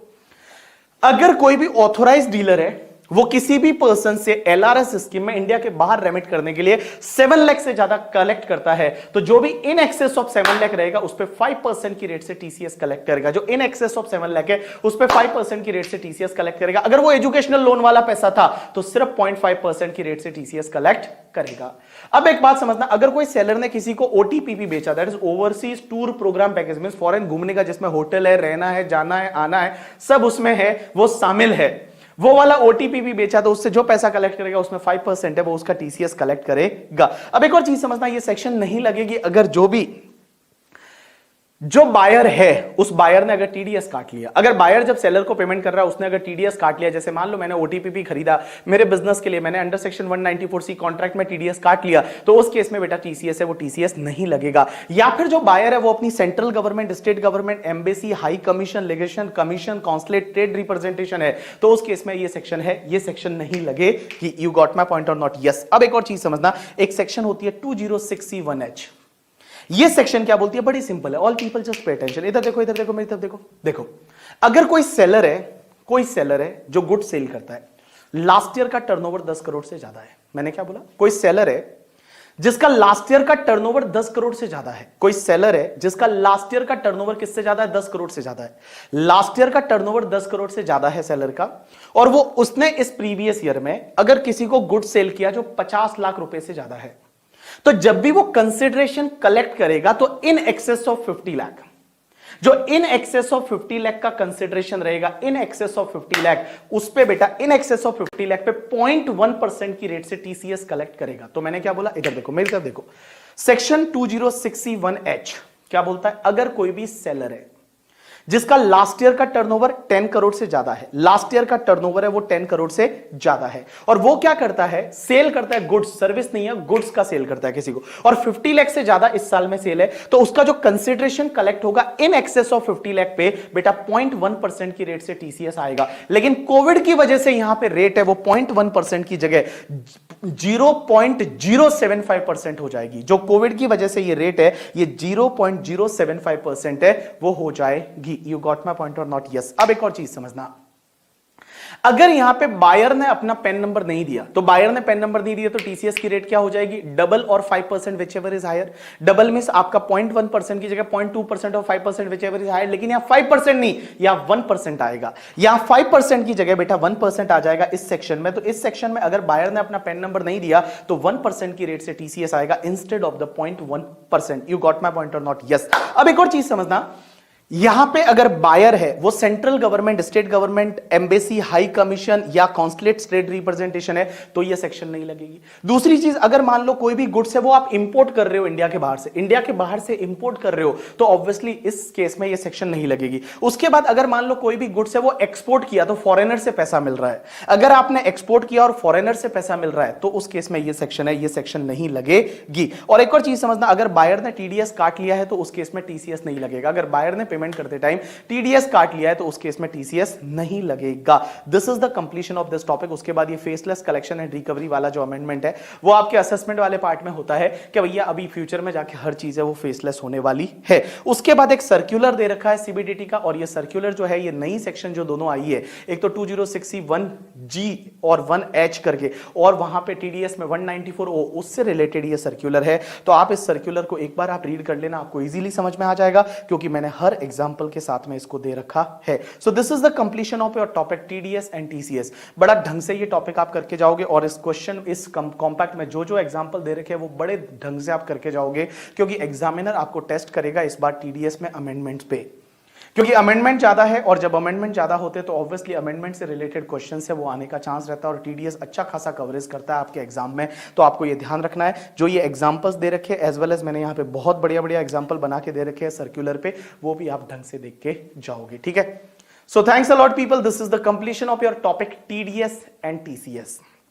बाकी आगे क्या बोलूं, एग्जाम का टाइम टेबल आ चुका है मई एग्जाम वालों के लिए, जो मई 2021 में अपीयर कर रहे हैं उनके लिए एग्जाम के लिए टाइम टेबल आ चुका है। अब बेटा प्रिपेयर हो जाओ और भैया 100% देना चालू कर दो करके, ठीक है, बिकॉज एग्जाम का टाइम टेबल आ गया है। अब अपना टाइम टेबल ढंग से बनाओ, और उस टाइम टेबल में कोई भी फ्लेक्सिबिलिटी मत लाओ, और जितना टारगेट होता है उस टारगेट को अचीव करो, छोटे छोटे सेलिब्रेशन करो। टारगेट अचीव करने के बाद अपने आप को ये चैलेंज रखो कि भैया चलो आज अगर मान लो ये टारगेट अचीव हो गया करके, ठीक है, तो मैं ये करूंगा, मैं कहीं पे मान लो 1 घंटे के लिए टाइम पास करूंगा, या 1 घंटे के लिए मैं घूमने जाऊंगा, या अपने आप को मैं ट्रीट दूंगा। ठीक है, तो समथिंग लाइक दैट आप ऐसे अपने छोटे छोटे टारगेट्स बनाया करो कि चलो मैं 2 दिन के अंदर अंदर ये टॉपिक निपटा देता हूं, जैसे ही 2 दिन में हो जाता है मैं वहां आइसक्रीम खाने जाऊंगा। ठीक है, तो अपने आप को ऐसे चैलेंज दिया करो, और वो चैलेंज को एकदम फटाफट कंप्लीट किया करो, जिससे कि आप वो सेलिब्रेट कर सको। और ऑब्वियसली छोटे छोटे टारगेट अपने को देके और वो सेलिब्रेट किया करो, सिर्फ सेलिब्रेट मत किया करो, उसके साथ में वो टारगेट अचीव होता है तो ही सेलिब्रेट किया करो, नहीं तो वो सेलिब्रेशन को पोस्टपोन कर दिया करो